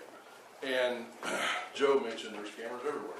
And so businesses and individuals and schools and government buildings can voluntarily furnish that data. But when you ask your insurer or ask your legal counsel, you often get the answer that you need to have law enforcement furnish you with at least a police report or a subpoena or a court order or even farther a warrant. And when you say why, they tell you, whether this is correct or not, this is the answer a lot of our clients get, is it absolves our client of any liability in furnishing that data. When I furnish someone some video surveillance data off my cameras, if there's someone not related to the event on my video, I'm not violating their Fourth Amendment rights, is the answer that we get. Then we start talking about flock, which is surveillance. Everybody says, oh, no, it doesn't violate anyone's Fourth Amendment right.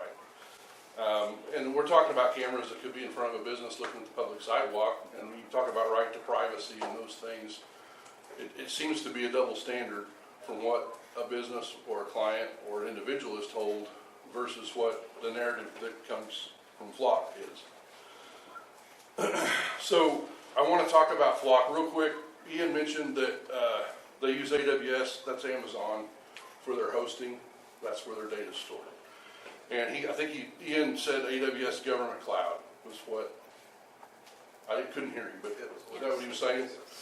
And the largest hack in the U.S. government's history was last November off the AWS government cloud.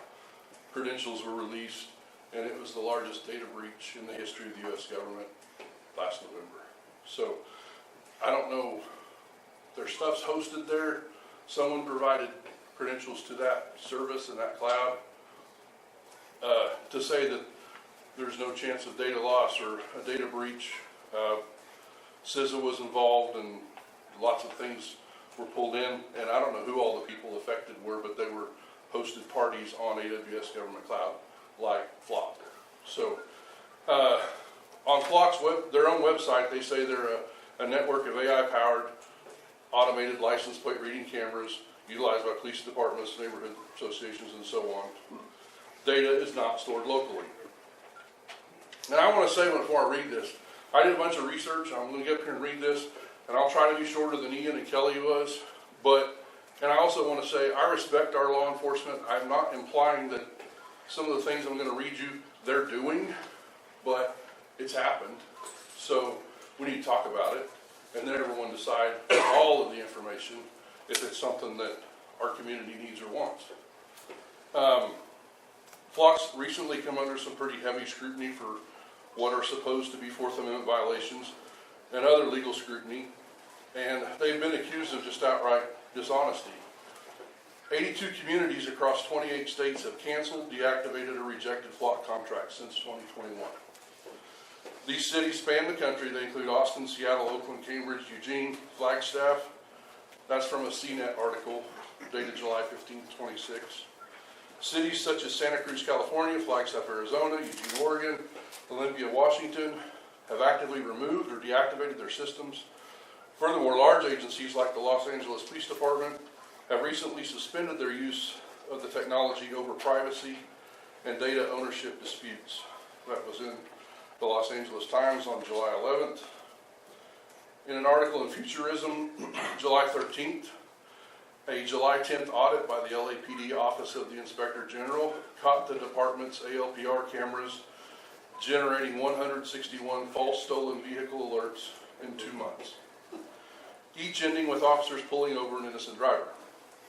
Factoring in that 337 alerts resulted in recovery of stolen vehicle, the LAPD's cameras have an error rate of 32.3%, effectively giving officers a 1 in 3 chance at pulling over an innocent person. Now, if you just apply the math to whatever the stated statistic for Woods County was, just mathematically, our officers would have a less than 70%, just less pulling over an innocent person. 28 states have seen communities or police departments cancel, restrict, or deactivate their contracts due to data sharing concerns. At least 4 states, Colorado, Washington, Kentucky, and Maryland, have enacted sweeping legislation that strictly regulates how ALPR data is collected, stored, and now shared at a state level. That's in the Tech Times June 29th article. Several congressional candidates in upcoming election campaigns, 2 of which are in Florida, Keith Gross and Evan Power, have campaigned on promises to their constituents that they will federally ban all Flock cameras if they make Congress. That's in the Florida Politics Today, June 30th. 2 U.S. congressmen, Representative Scott Perry of Pennsylvania, Representative Chuy Garcia of Illinois, introduced a bipartisan amendment to restrict the use of Flock and similar automated license plate readers nationwide. That's in the epic.org news agency, May 20, 2026. They proposed Amendment 221 to the Federal Highway Bill. It aimed at blocking highway funding to any state or municipality that used ALPR cameras for purposes other than tolling, effectively shutting down all police usage of the technology.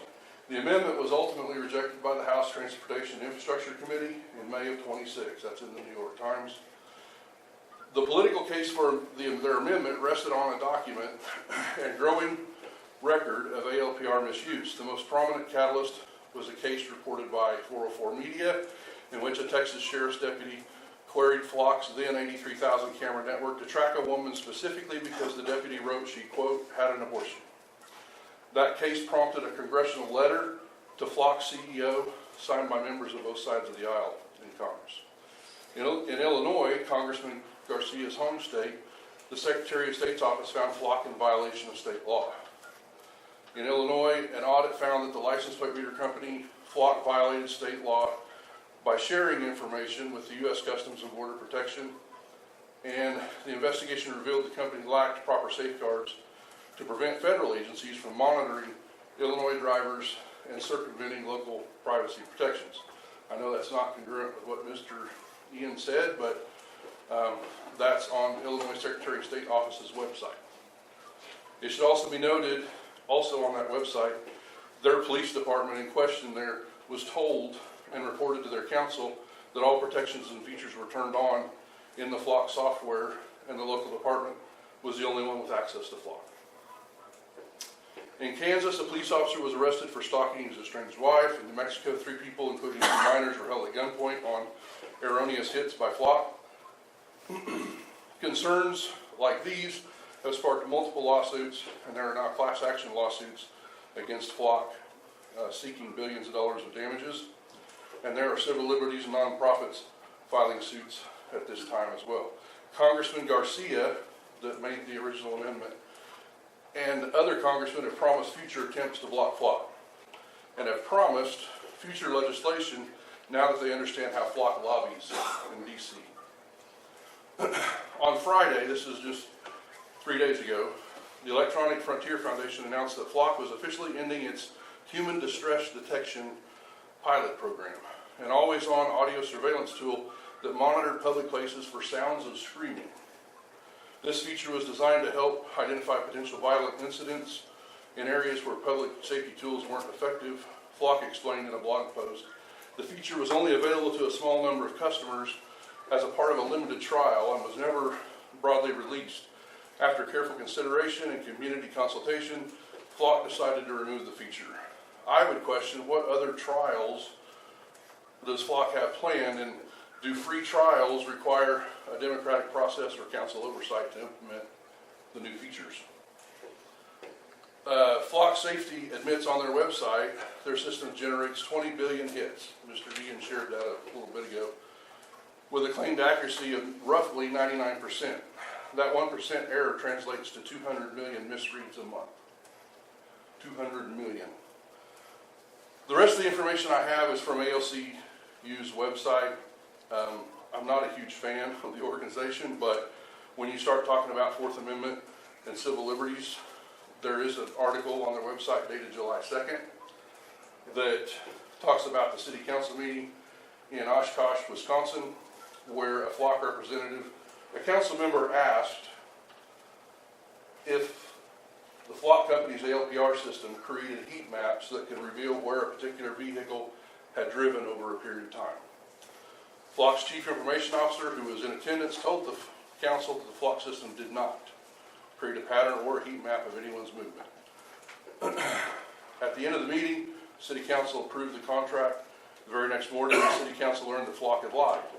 Later that day, the council reconvened to discuss what they had learned. Confronting Flock, the deputy mayor said, I don't know how this body can govern if someone tells untruths, mistruths, or exaggerated truths.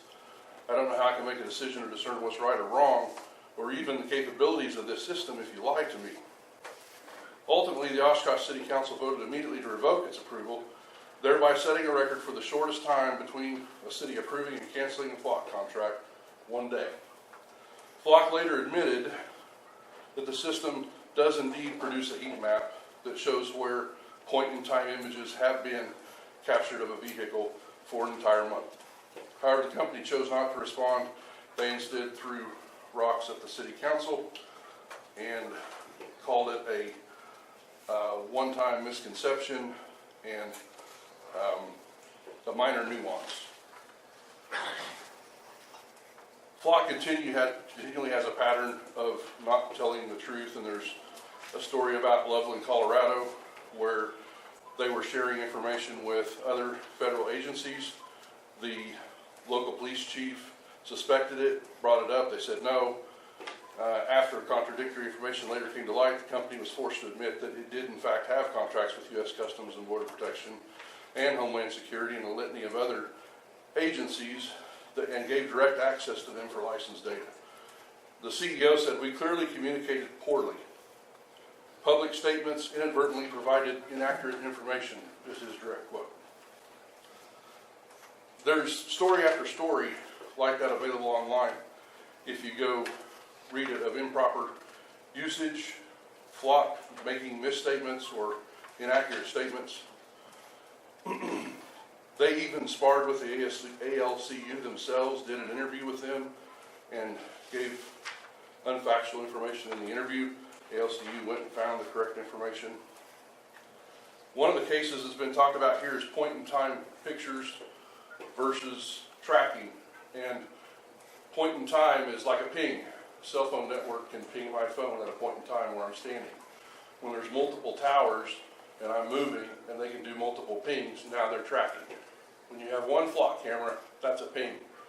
When you have many flock cameras and you drive through the network of flock cameras, that's tracking. And that's being tried right now. Carpenter versus United States is the original case law they're referring to before their cell site pings are tracking, and that's the case they're using to try it right now. Ultimately, reputable governments should not do business with disreputable companies. I think governments, local, state, and federal, should think long and hard about not using AOPRs. If local governments insist on doing so, at a bare minimum, they should adopt strong guardrails governing future use, including strictly limiting data retention, data sharing, expansive reasoning definitions. There's a case where Ian talked about the officer has to put a definition in there for why he's doing the search. 111 hits was an officer typing "ha ha ha" in Oregon was his reason for looking someone up. My final words to this council would be from my grandmother: a half-truth is a whole lie. You should refuse to partner with any company that regularly misleads the public, elected officials of other towns, and even its own customers. Thank you.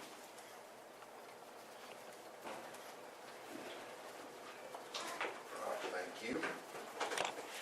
So now I would like to open up the floor to citizen comments. You will be limited to 2 minutes. I will ask you to please be kind. If you have to call somebody a name, call me the name. I can take it. I got big shoulders. And please tell us who you are. And Mr. Brooks, would you like to start off? My name is Troy Brooks. I'm a former city council member. Just a second, Troy, please. Okay. Okay. Our official timekeeper is ready. You're on. I think Brian did a great job of laying it out, that I think essentially it's just a high-tech general warrant, which is one of the reasons the Fourth Amendment was written, was to keep government from using general warrants against the people. And this is just a workaround that the federal government and other agencies are using, in my view at least, and I think eventually the court cases are probably going to prove that as well. We all took an oath when we got on the city council. We swore to uphold the U.S. Constitution, and if there's any doubt that this may potentially be a violation of the Fourth Amendment, I think you should at least consider strongly that you may be violating your oath by voting in favor of this. Anyhow, that's pretty much what I've got to say on the issue. Thank you, sir. Is there anybody else? Mr. Daniel Winters? Yes, I won't introduce myself. This was, Mr. Mayor did so for me. I have 3 observations I made during this. And I believe that this would be true in the intent of the department. But I work with Brian. We install video surveillance systems in numerous places. And the claim was I don't have time in my day to review the footage. I don't have time in my day to track that. We would have thought the same thing, except we have seen countless times in various businesses that their employees should have been busy, but they spent their opportunity going through footage, listening to recordings, and tracking their other coworkers. This shouldn't have ever happened. The second thing is that Mr. Ian consistently said that there was unanimous case law that this was upheld consistently in court. We consistently see that there is case law that is still pending. There have been cases that have been being underwent that have been ruled in a certain way. Brian asked, are they being truthful? Are they being honest? That question, I think, is still on the table. Are they being truthful or are they being honest? And lastly, there was one question that was answered in your document of the questions asked by the community, and that was, is this information available with a FOIA request?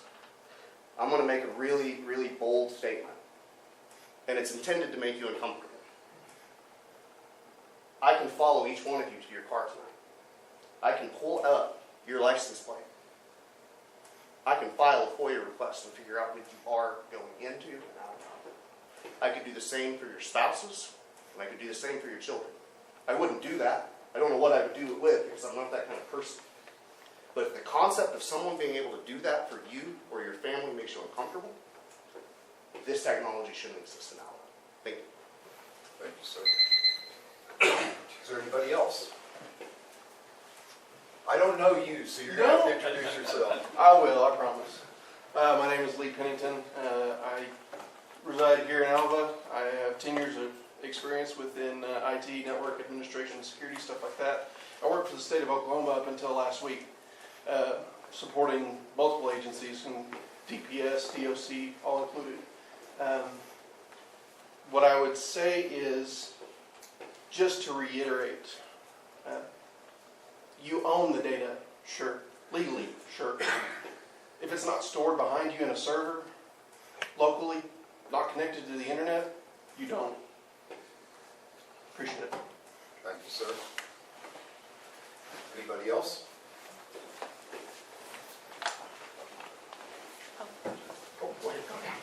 I'm short and sweet. I'm Brenda Gray, and I'm going to go back to your question about misidentification. I have a 91-year-old dad. If his tag is misidentified, is he going to be yanked out of his car and put on the pavement? That's my concern. Thank you. Mr. Tom Strike? Hello, my name's Tom Strike. I've lived here since '87. I've been in front of the council a few times, and a lot of people probably don't like me for it. But I'd just like to say, one, do you guys have license plate readers now in the police department? Does the sheriff department? Yes. Yes. How long do they hold their information? Do you know? I can tell you, none. They do it, they check, if it comes back with a clean tag and insurance, they delete it. And that's what needs to be done. You don't need to hold nothing for 30 days. If somebody ain't guilty, they don't need their stuff out. And there's a lot of people in this deal that needs to think about the Constitution, because there is questions about this, and you should not vote for it if there's questions about it. You should know what you're voting for. And if they bring something up on Friday and want you to vote on it the next day or two, that's not right. You need to have ample time to look up, not on social media, to actually do the due diligence to find out what it all means. Social media is tearing up the world. It's separating everybody.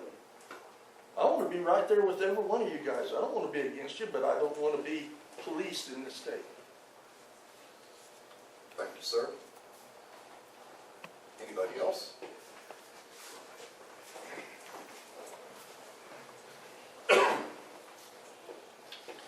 Hello, my name is Remy Kovat. I work for DOC here. I'm proud of our law enforcement. I respect them with the utmost amount of respect that I can have. But Flock's CEO, or the head of Flock, was just recently caught in an interview calling D-Flock and those people that use D-Flock terrorists. He quickly had to turn about several days later and apologize. If we're calling people that don't want to be on a camera system a terrorist, what kind of country, what kind of community are we going to be living in?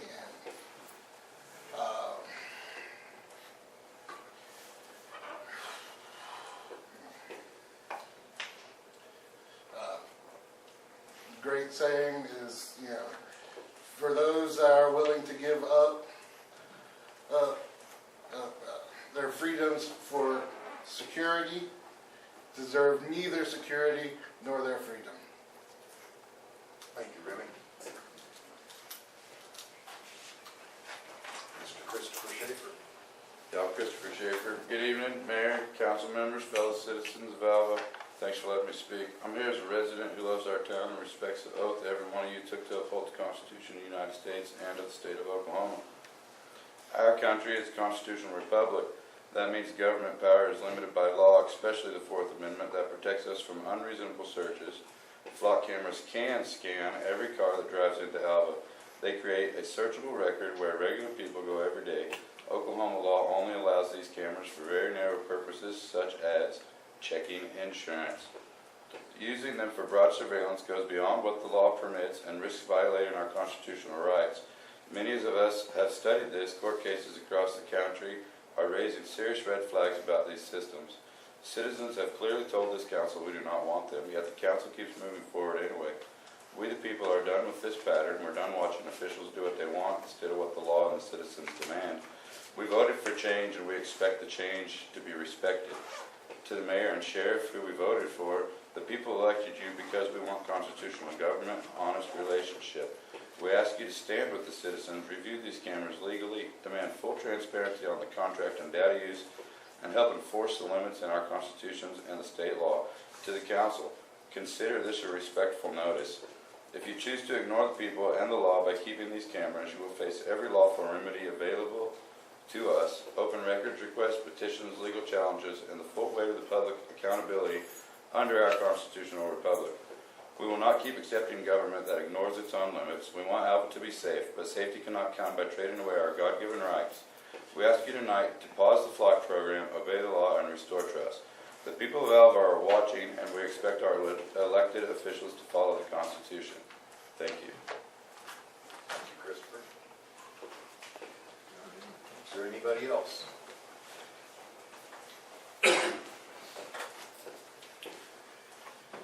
Eric Nielsen. I've lived here my whole life. Most of you know me, at least to some degree. Joey.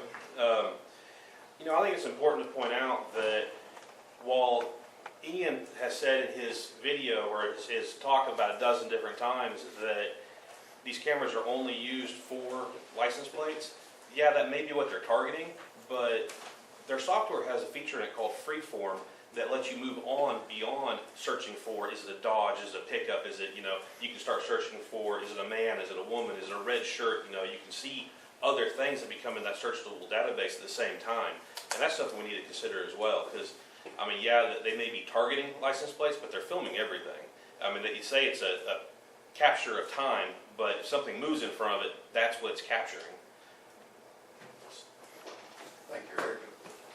Is there anybody else? This is your time for 2 minutes of glory. I invite anybody that has anything to say to please get up and say it. Okay. I believe that's going to conclude our public comment section. Thank you, everybody that got up, said what you had to say. I very much appreciate your comments and your opinions. So I believe that next we will move on to number 9. Discussion and action to authorize the city business manager or his designee to submit application for the 2027 Safe Oklahoma Grant in the amount of $24,000 through the Oklahoma Attorney General's Office, and this is the grant associated with it. Is there any discussion? Mr. Mayor, I'd like to make a motion to deny the city business manager or his designee to submit an application for the 2027 Safe Oklahoma Grant in the amount of $24,000 through the Oklahoma Attorney General's Office. Second. So we have a motion by Mr. Lahr and a second by Mr. Kruckenberg. Would you please call the vote? Lahr, Yes. Kruckenberg, Yes. Harris, Yes. Bowman, Yes. Parsons, Yes. Swallow. Yes. All right. Now moving on to less exciting stuff. Number Number 10, discussion and action to authorize the city business manager. Can we take a quick bathroom break? Yes, let's take a break. Everybody, let's take a 10-minute break. We've been in here like 2 hours. Thank you. Okay, number 10. Discussion and action to authorize the city business manager or designee to submit an application for the Data Pilot Digital Forensics LTP grant in the amount of $3,750 through the FBI National Academy Associates. Kelly, would you like to expand on this? Sure, and I'll let Chief Orcutt jump in too if I miss anything, but this is a grant that would allow us to get some software that helps us in the search for child pornography on tablets, phones, computers, other devices. Internet crimes against children is one of the trainings that we have a couple officers going in to get credentialed in to be able to do. Right now, if the city needed to execute a warrant on a cell phone or electronic device, closest option we have is driving to Woodward to have that looked at and to get any evidence out of that for our investigations. So, I mean, basically, we're looking for the grant that would have a,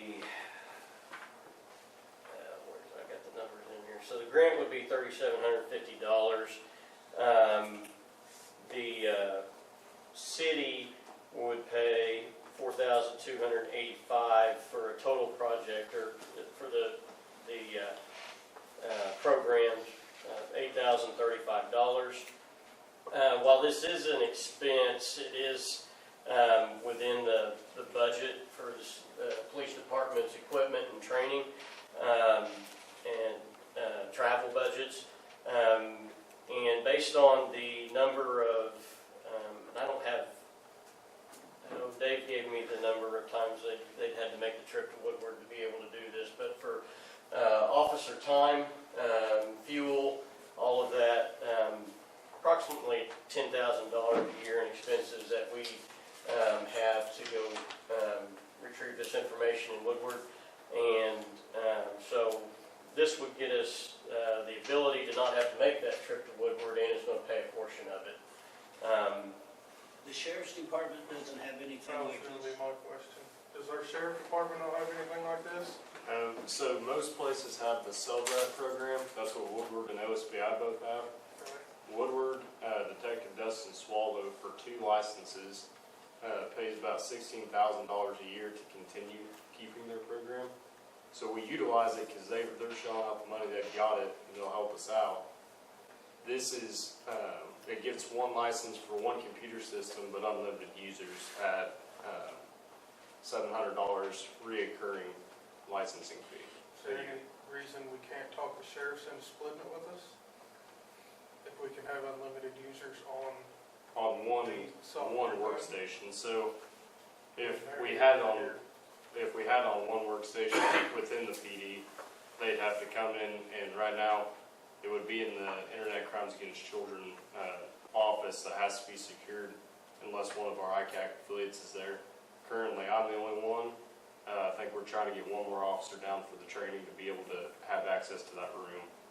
So if I was on off days, or nobody was around to operate that system, they want to be able to access that room to use it. If that makes any sense at all. It does make sense, but So if there's 2 officers, there's a fair chance that one of you's probably going to be on duty if the sheriffs were the one to use it.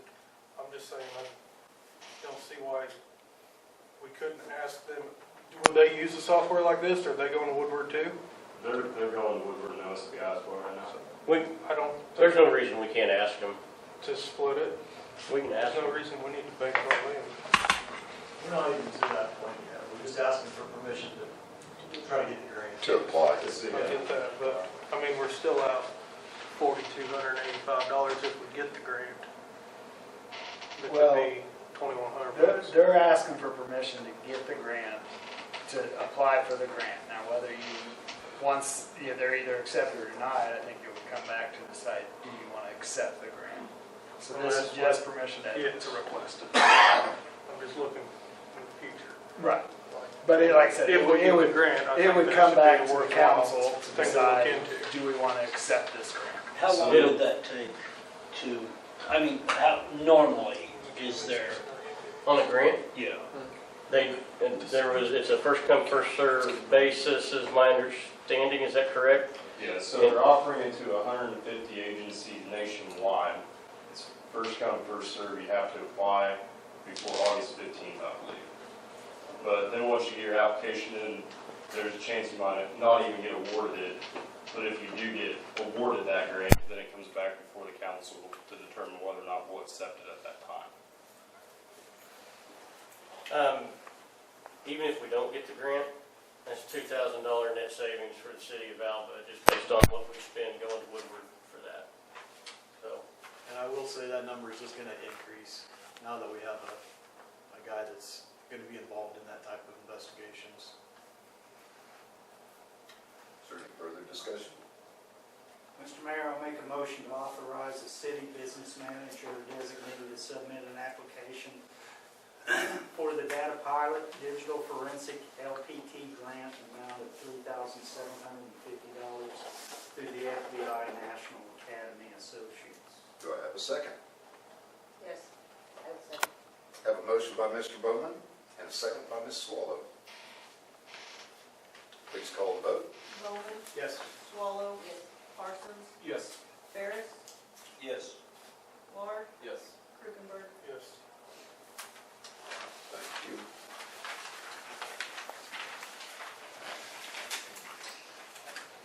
So number 11, Chapter 18, Environment Amendments Update and Council Discussion by Mr. Adam Grimsley. Mr. Grimsley, would you take the floor, please? So we've been working on the Chapter 18, all the environmental stuff for the nuisances, trash, fall weeds, and grass. This right here is just an update from our last meeting on July 1st. We told you we'd give you at least an update, kind of give you an oversight on what we're trying to look at doing. This is pretty much for up to discussion on you guys, where you like it, where you want to see it go. Is the verbiage looking good? If there's anything else you want us to change. So I do have a question. Yeah. I was reading through there, and one of your amendment changes is talking about getting away from certified mail to regular mail. Is that Yes. even lawful by state statute? It is, yes. I don't have to have certified return receipt and all that stuff. I mean, Is it- that's in statute. I Is just it have to have a best receipt. practice for our citizens to have that? Best practice, I What don't keeps you necessarily from know. saying you served them when you didn't? As of right now, I can wait 10 days and I won't know if you received a letter or not, even with the certified mail. It may take up to 15 to 20 days before I actually get something. And half the time when I do send it out, if they don't have their postage forwarded to the post office, well then I'll just get a return receipt and then I'll have to restart the whole thing over again. It'll take me 20 days. Is the reason for that just the cost of certified mail? Yes, it's about $11 a letter. So, I mean, how many letters are we mailing out in a year's period? Purely a guess. I mean, I know it's hard to say. I bet you I'm doing probably $8 grand worth of letters. $8,000. Okay, that's Probably. kind of what I was trying to get an idea of. $8,000. I bet we're pretty close to that. So where traditional postage is just gonna be a stamp? Just a stamp. Okay, so you're talking. And I have a firm book that I use at the post office now, if I can. And what it'll do is it'll have a whole list of about 8 letters in there, and they stamp off on it, and I have a receipt, which is what the statute requires. That it me was to have. mailed. Okay, so we still have proof that it I was. still have proof that it was mailed. So it's The just, other evidence of posting is that the statute the minimum standard is posting at the property, is that correct? Yes, and if I do that, then I would post on every property. And you'll have body cam footage of him posting that notice. so like the staple to the door? Yeah, Okay. or signed in the yard, however. It just has to be posted on the property, however shape or form. So that's just trying to save a little bit of money, but if we want to keep doing the certified return receipt, I mean, I'm happy to do it too. don't matter to me. I did see a post on Facebook that what Woodward's gotten to is like, say someone's got 8-inch grass and our ordinance says 12-inch. It's more of it's a little door hanger, you know, they probably print Yes. thousands at a time. And it's more of a courtesy, and that's something that, you know, I would think that anybody could do, any city staff member that's in law enforcement could do. You know, hey, you know, police officers, as you're driving around, put 10 of these out. And it's not a, hey, you're, you know, mow or get a ticket. It's, you're getting up there where you need to do something. It's not illegal yet, but, you know, one good rain and some grass growth, it will be. I'd like to see something like that. And that's, So is that a Do you want that in ordinance? I don't know, or just in that's practice? more in practice. I don't know if you really need that ordinance, but I thought I it mean, was. I would hate for the city to go up and put something on your house, Mhm. you know, to say, hey, this is just a courtesy, but then how long do we have until I actually go back? I don't know if you know anybody in Woodward or in there, but I would think if you have time to look into it. I've talked how to they several do it. people. I saw a deal on Facebook, it was a little notice and it was very kindly wrote, you know, Yeah. I like the first step being you know, hey, you know, we're trying to work with you, then after that, that's when it gets. Yeah, a lot of people, I know Stroud, they'll do 5 inches, or even Okay. 7 inches, and they're sending out letters at that time. Mhm. I mean, just, some of it's courtesy, some of it's not. Yeah. Some of it's like, you need to have this done, because they know by the time that they get everything done, that 7 inches is now 12 inches. Exactly. So, that's kind of why they start so soon, Mhm. but I'm not gonna go around and measure. No, I mean, grass with a tape measure. I didn't have opportunity to read through the entire thing real clearly, but is there any separation between cleaning and mowing yards versus structured dilapidation? Honestly, we have nothing at all really in ordinance with dilapidation. We It's had, all- yes, that is part of the conversation we had.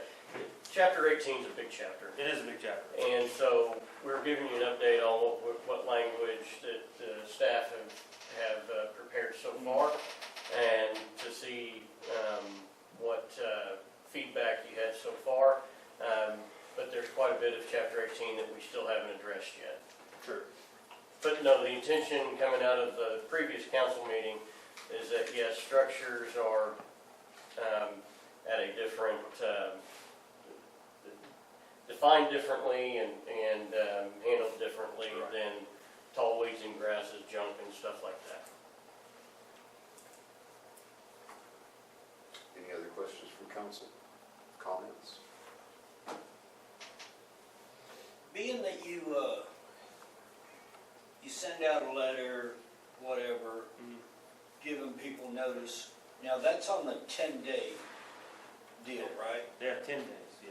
So they may go 6 days without even getting it, 7 days without even getting it. Good. Is 10 days not just a little bit? I think that's, That's you have just a 10 days to statutory come up minimum. with a plan, or not to fix it, correct? Come up with a plan, at least try and, I mean, my letter stayed in there to give me a call, and if you call me, I will 10 work days with for you, communication then? yes, basically. that's how I feel. And I mean, if I don't have anything after that, and then I try to start doing something. So, most of the time, somebody will maybe call, and I give them a little added time, and then it usually just falls apart. So, I've only had a small portion actually come through with what they told me that they were going to do. But that small portion, I think we're kind of intentioned to work with, as long as there's progress being made in a true effort to serve the citizens. Sure. Okay. Any other discussion on that? If you go looking through this after the meeting, if you see anything that jumps out at you, go ahead and email me. And Adam and Tamara and I will work on, cleaning some of it up. This is ultimately, what's going to come in here is going to come back for approval by the council. But as you see something whether it's something that we've gotten to already or not, if you see something, say something. We got our notes from the last meeting that we're still working towards getting through all that. We will have a resolution that has the fines and fee structure in it with the provisions that you guys mentioned, from the last meeting. And, we've moved the definitions from, being in multiple different section articles to being in the general article. We've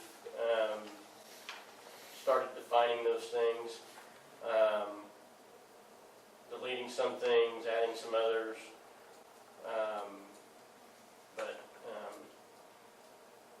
It's a work in progress. There's still a lot that needs to be done with it. I mean, there's some stuff in here in this chapter 18 that states that you can't dance in public streets. So, I mean, some of that needs to be kind of probably revamped a little bit. How hard are we enforcing that? I haven't been ticketed yet. So while I have council here, and I've been wanting to put together a small committee to help kind of look at some of this and also help deal and mitigate with some of these properties, not the ones that are non-responsive, but the properties that have an owner in town that is looking for assistance or help or more time. Is there anybody on council that would be willing to be a part of a committee if I put together in that general area? I think Sammy's always worried about his yard and his grass. I think he's the perfect man for the job. Is this the one that we're gonna have some people out in the community on this?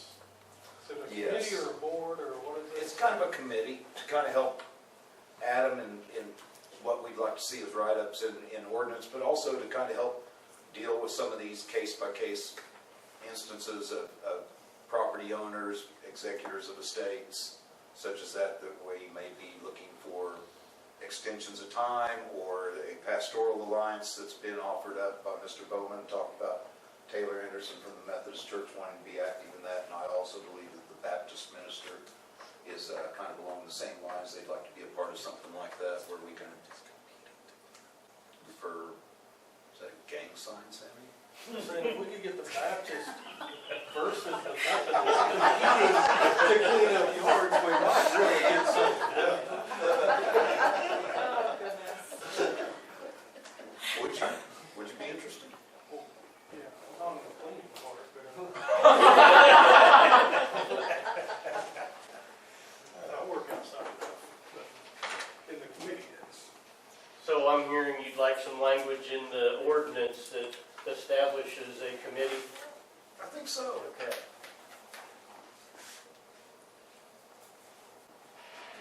I think so.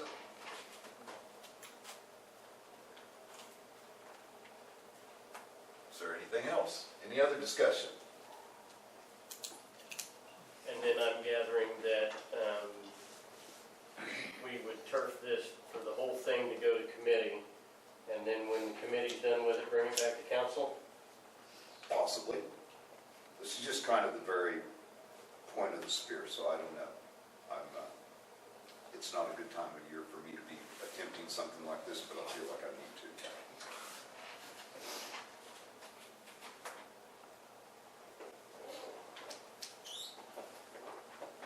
I don't have anything else. Okay. Let's move on to number 12, discussion and action regarding 116 Choctaw Street. Now, obviously, you guys have a stack of papers in front of you with a bunch of pictures. There was a 30-yard roll-off, completely filled Saturday. There's been pretty good moves made on that property. That executor of that estate would like the city council to entertain possibly a 30-day extension before any action, give them time to continue cleaning. There's another empty 30-yard roll-off sitting in place to be filled in the next week. And he would like to have the opportunity to continue to make a difference on this property before the city comes in and takes any action of their own. And as long as there's positive moves made, I would think that it would be pertinent for the city to allow them the time, because the end object is what we want, a clean property, and it is headed in that direction. I think the only issue we have, and I don't know how to deal with this, and Drew, we might need you to weigh in, but we have, the city council has declared the property dilapidated about 18 months ago. Yeah, October 21st, 24th.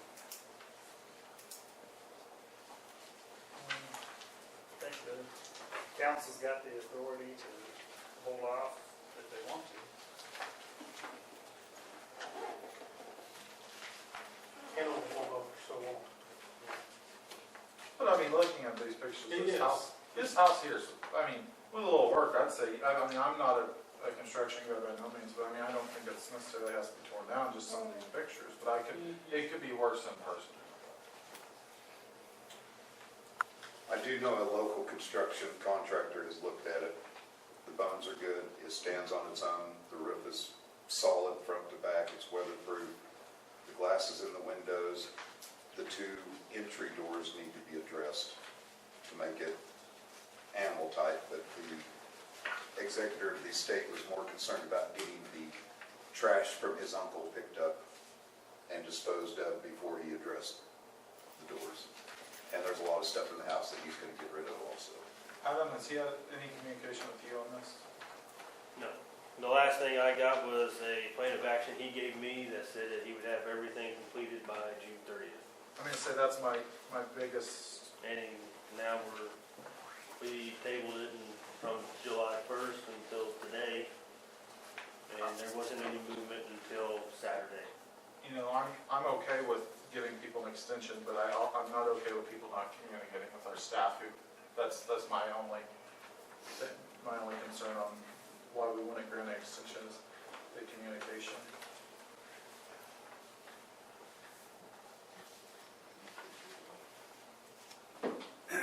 If they were given another 30 days, what can be expected to be done? I mean, there's a lot of work been done, but I mean, how far are we gonna be in 30 days? I hate to speak for him, but I would think that the rest of the refuse of the yard would be cleaned up, the wild trees would be, for the most part, gone, and the buildings would be tight. Is this picture recent, this one? That was this morning. This- Well, depending on what order you have. The ones I've got on the screen are this morning, Okay. or this afternoon. They're all at 2 from and 2:30. Friday and today. So this is this afternoon at 2:30.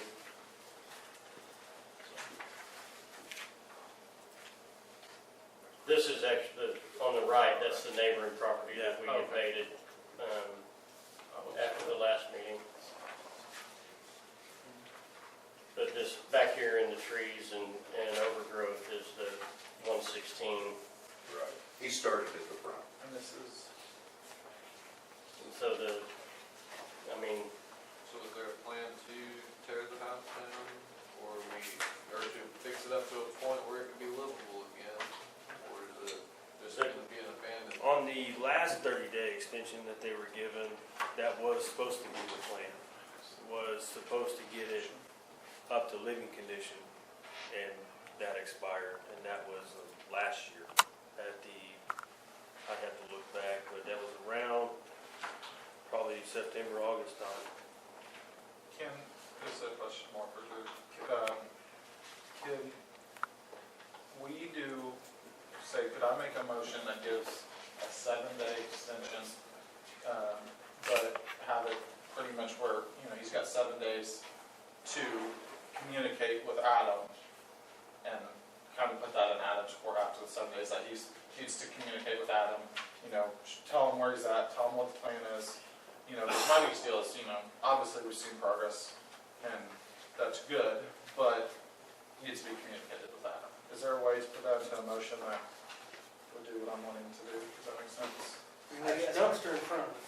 I guess my question would be after the 7 days, is that what happens? It's Adam's discretion. Okay. And that's what I don't know if we're, giving him power that we can't give him. But if you were going to motion 7 days, what all do you want done? because statute would require that by this time it would have been brought up into a livable state.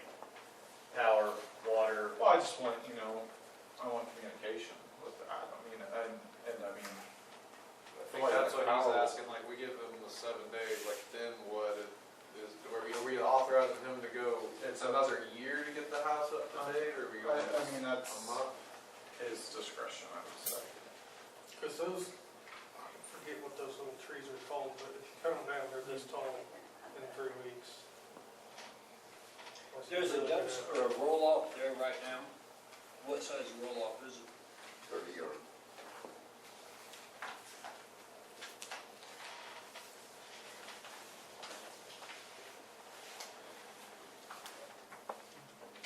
Adam just needs direction. It's already, I mean, when it was on the last agenda, it was to set the fee schedule for it.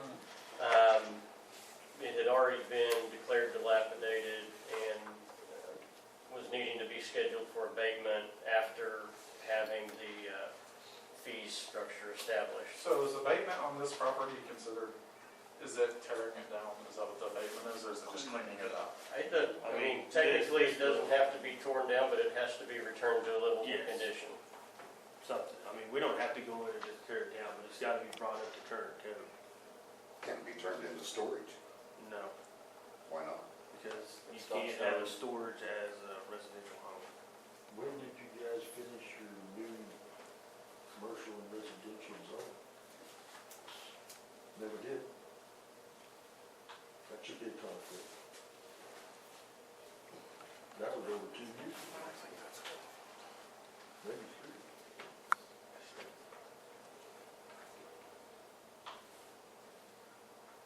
I would say that I can contact the executor, have him make contact with Adam.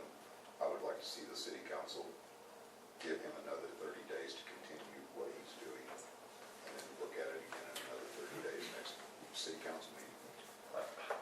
Got 100 properties like this in town. And this has been going on for 3 years. But this is the only person that's been asking for help. And there's a roll-off already paid for. But filled one up. I guess, like I said, my only thing is, like, the communication, but I mean. Well, at my house this past month, we killed 5 raccoons, 3 possums, and 2 skunks. And if I lived next to this, I would want it gone. I'm just saying, we're going on 3 years worth of Very this. difficult with neighbors.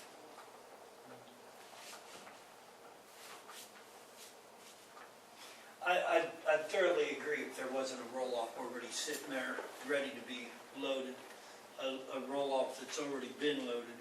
I mean, we're making progress. It's 105 degrees outside, it's gonna be a little bit slow progress right It's now, also but been 60 degrees for the other half of the year. when I understand. progress could have been made. I'm talking about right now, there's a roll-off ready to be loaded.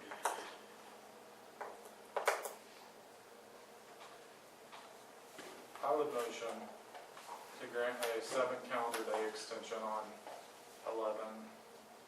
116 Choctaw Street. And at that point,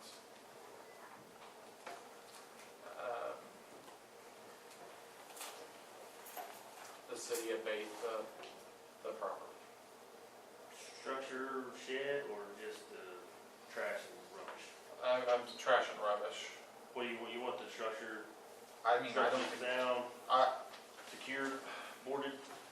yeah, I mean, I don't, again, I'm not a construction expert by any means, but looking at this, I don't think the house looks like it has to be torn down in the next, but I mean, maybe the pictures are hard to say, I'm not an expert. I guess my only rebuttal to all of this is the fact that if I come back in here to council with more dilapidated properties, that we just did 2 on July 1st, am I just supposed to just let them stay? What do you mean? Well, I mean, we came in and got this one declared dilapidated by a complaint. And so. But we've seen progress, that's, as long as. Not on the structure, but on the lot, we have seen progress. Well, to me, as long as we're seeing progress, I'm okay working with people as long as they're making an effort. Look at that, I see that, but I just want to know on dilapidated structures. Where am I supposed to go with it? On that, I mean, I don't know. If it truly is, I mean, if these pictures to me, I just don't think it looks, but I haven't seen it. If you've seen them, I mean, that's. I mean, I just don't want to keep coming in here with dilapidated structures and they just keep setting for. No, I appreciate that. I'm not trying to be, I completely understand, and I'm not, but at the same time, I want to have a little bit of grace and also, True. As long as, my philosophy on any of this, as long as they are making progress, let's work with them On the property. on the property. Now, the demolition, I don't know, that's something that I would like to see if the owner of the property does not want the house to be demolished, they need to be reaching out and coming up with a plan and sitting down with you and saying, this is what I'm gonna do by this date. And then if it's not done, then we, reevaluate it. I just want to make clear, so you made a motion to grant a 7 calendar day extension for the owner of the property to talk with Adam, or Adams to abate trash and rubbish from the property. Yes. And on that, my philosophy on that is if, he has a good plan, he's got he's had that conversation, and there's just a little bit left on day 7, he's got the, authority at that point to say, okay, we see the huge improvement, I'm not gonna send a crew in there, because you've got 2 or 3 more days worth of work. That's kind of how I look at it. Keep the pressure on. Yeah. This thing needs to be clean, because it's terrible. And I have not been by it, I'm just going off pictures. But I think. So what's our motion again, Drew? It is, heaven forbid there's any kids in the neighborhood, and I don't know if there are or not, but Well, have you looked at the 2 houses to the right of they it? need it too. They're gonna be just as dangerous. They need it too. That's why I said there's 100 properties in our town. But have those people gotten letters? Once I get a complaint, I can go out and be proactive all you want, but how you want me to handle it? So why did the complaint stop at 2 Complaints happen, residences so. away from the complainer? Because this one had Do trash what? all the way up to the street. The Yeah. other ones are just old abandoned and overgrown. He's responding to the complaints, and the complaints are all over town. They are. When he gets a complaint, he addresses them, and, we can get a complaint on the other 2 probably without any issue, that other neighbors in the area would probably issue. I know 2 that will say something. I think we need to reel back in, because the action item is regarding just 116 Right. Choctaw. But to answer your question, I believe, and correct me if I'm wrong, the motion is to grant a 7 calendar day extension for the owner to speak with Adam about his plan on the property. Otherwise, Adam has the authority to abate the trash and rubbish from the property. Perfect. Or did you want to add into that and continue cleaning, not just talk to I Adam? was gonna say. Well, yeah, he's got it. He's made the motion, so we can let that die out and make a new one I was with saying, that that added motion caveat. really doesn't, if that motion just says make a plan within 7 days, and then Well, it leaves it open-ended that he can. Well, my kind of philosophy on that, and it's unfortunate or fortunate that you can't read my mind, I guess. But it's just the fact that I'd like to see something done quicker than 30 days, but still give him the leeway if they're making progress. So if the motion hasn't been seconded, you can't re-motion. So it had been seconded, you call for a second, nobody does, then it just dies. You want to make a new motion or word it? Or are you happy with the way it is? Well, I'm probably going to word it wrong again, but I will do my utmost best. We do 7 days, abate it. That's okay. I would motion. You got one motion. Oh, we have a motion on the table, so let's look for a second, but nobody's going to give me. There's no second. Okay, now let's take the Okay. motion. I motion to grant a 7 calendar day extension to, what is it? 11 or 116 Choctaw Street. After the 7 calendar days extension, then Adam has the ability to abate the property of trash, rubbish, overgrowth, but not demolish the home. Is that a specific enough? Because I don't think that's what we're looking at. I think that was, it's your motion, yeah.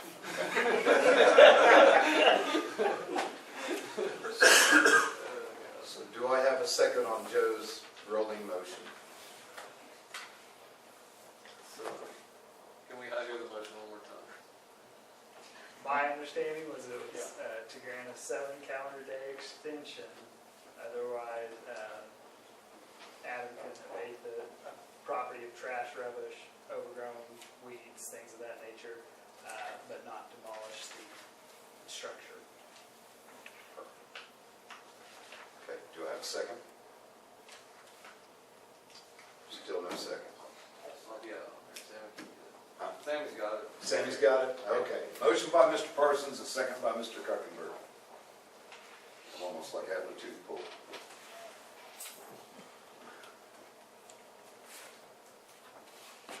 Please call the vote. Parsons, Yes. Rutenberg, Yes. Bowman, No. Ferris, Yes. Swallow. No. Laura. Yes.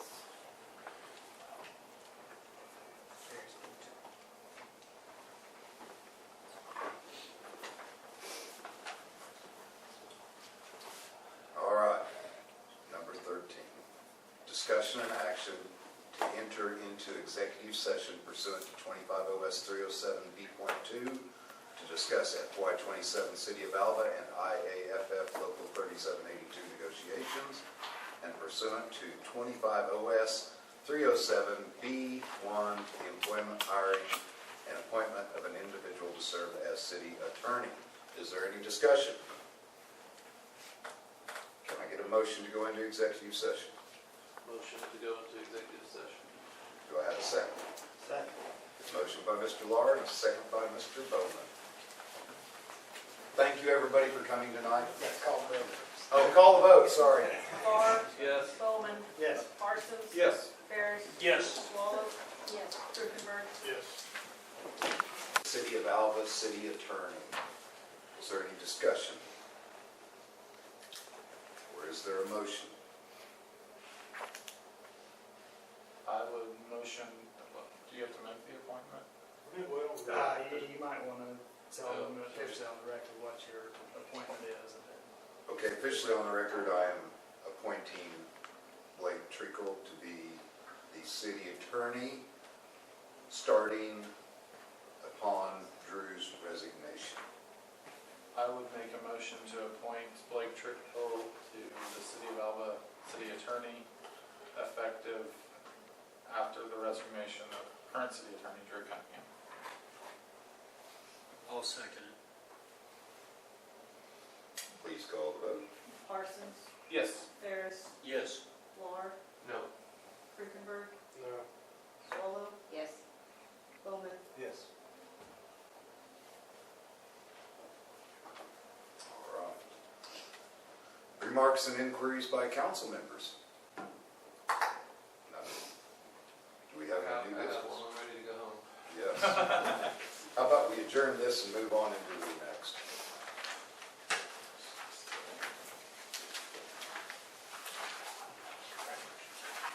So can we do next authority or AUA?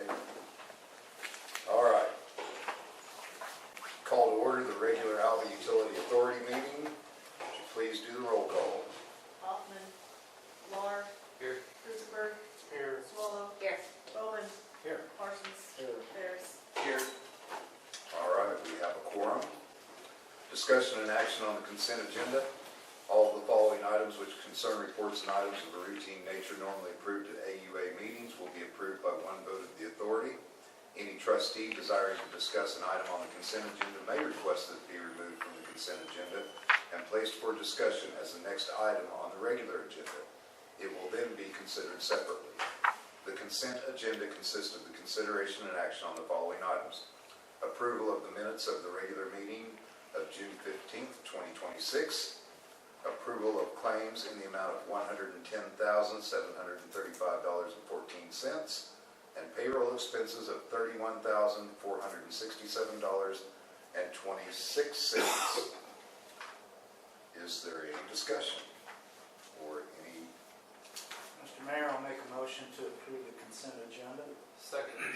Have a motion by Mr. Bowman, second by Mr. Lahr. Please call the vote. Bowman, Yes. Laura, Yes. Parsons, Yes. Ferris, Yes. Rudenberg, Yes. Swallow. Yes. All right.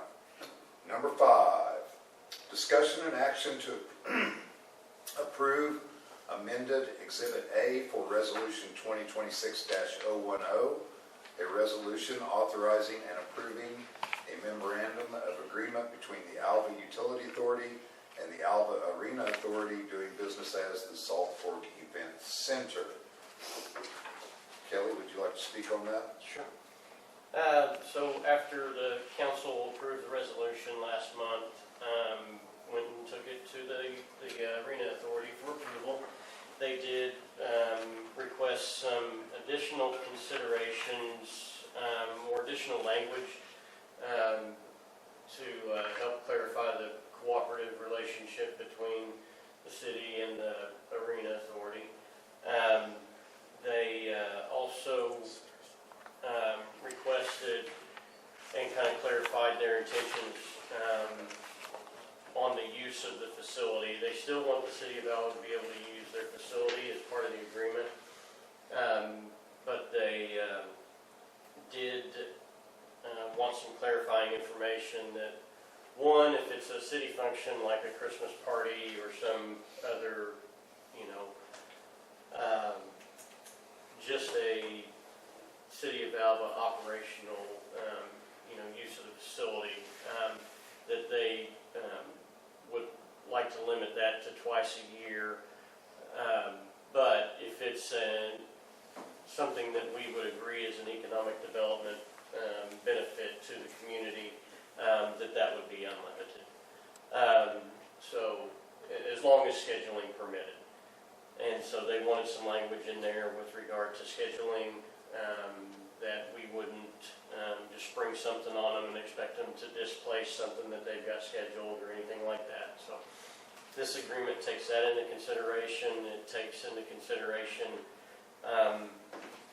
undefined other support. As communicated, it would have to be mutually agreed upon, and it would, probably be in the realm of, hey, do you have anybody that can come help us do this? Or, hey, have you got an extra one of these? Or, stuff like that. That there's language in there that opens that up for consideration. So, my recommendation is that we can approve the MOA. I don't anticipate any significant burden on the city as a result of it. I think the intent is that both parties continue to work together to have a good arena. Is there any discussion? I would entertain a motion. Mr. Mayor, I'll make a motion to approve amended Exhibit A for Resolution 2026-10, a resolution authorizing and approving the memorandum of agreement between Alva Utility Authority and the Alva Arena Authority, DBA Salt Fork Event Center. Do I have a second? Gary? Yeah. Motion by Mr. Bowman, second by Mr. Lar. Please call the vote. Bowman, Yes. Laura, Yes. Rudenberg, Yes. Swallow, yes. Ferris, Yes. Parsons. Yes. Is there any new business? Sady's going. No. We will adjourn the meeting of the Utility Authority, and we will call to order the meeting of the regular Alva Economic Development Authority meeting. Would you please call the roll? Kaufman, Bowman, Here. Parsons, Here. Ferris, Here. Laura, Here. Rudenberg, Here. Swallow, here. All right, we have a quorum. My body's here. Discussion and action on the consent agenda. All of the following items which concern reports and items of a routine nature normally approved at AEDA meetings will be approved by one vote of the authority. Any trustee desiring to discuss an item on the consent agenda may request it to be removed from the consent agenda and placed for discussion as the next item on the regular agenda. It will then be considered separately. The consent agenda consists of the consideration and action of the following items. A, approval of the minutes of the regular meeting of June 15th, 2026. And B, approval of claims in the amount of $96,175.22 and payroll expenses of $40,617.84. Is there any discussion? I would entertain a motion.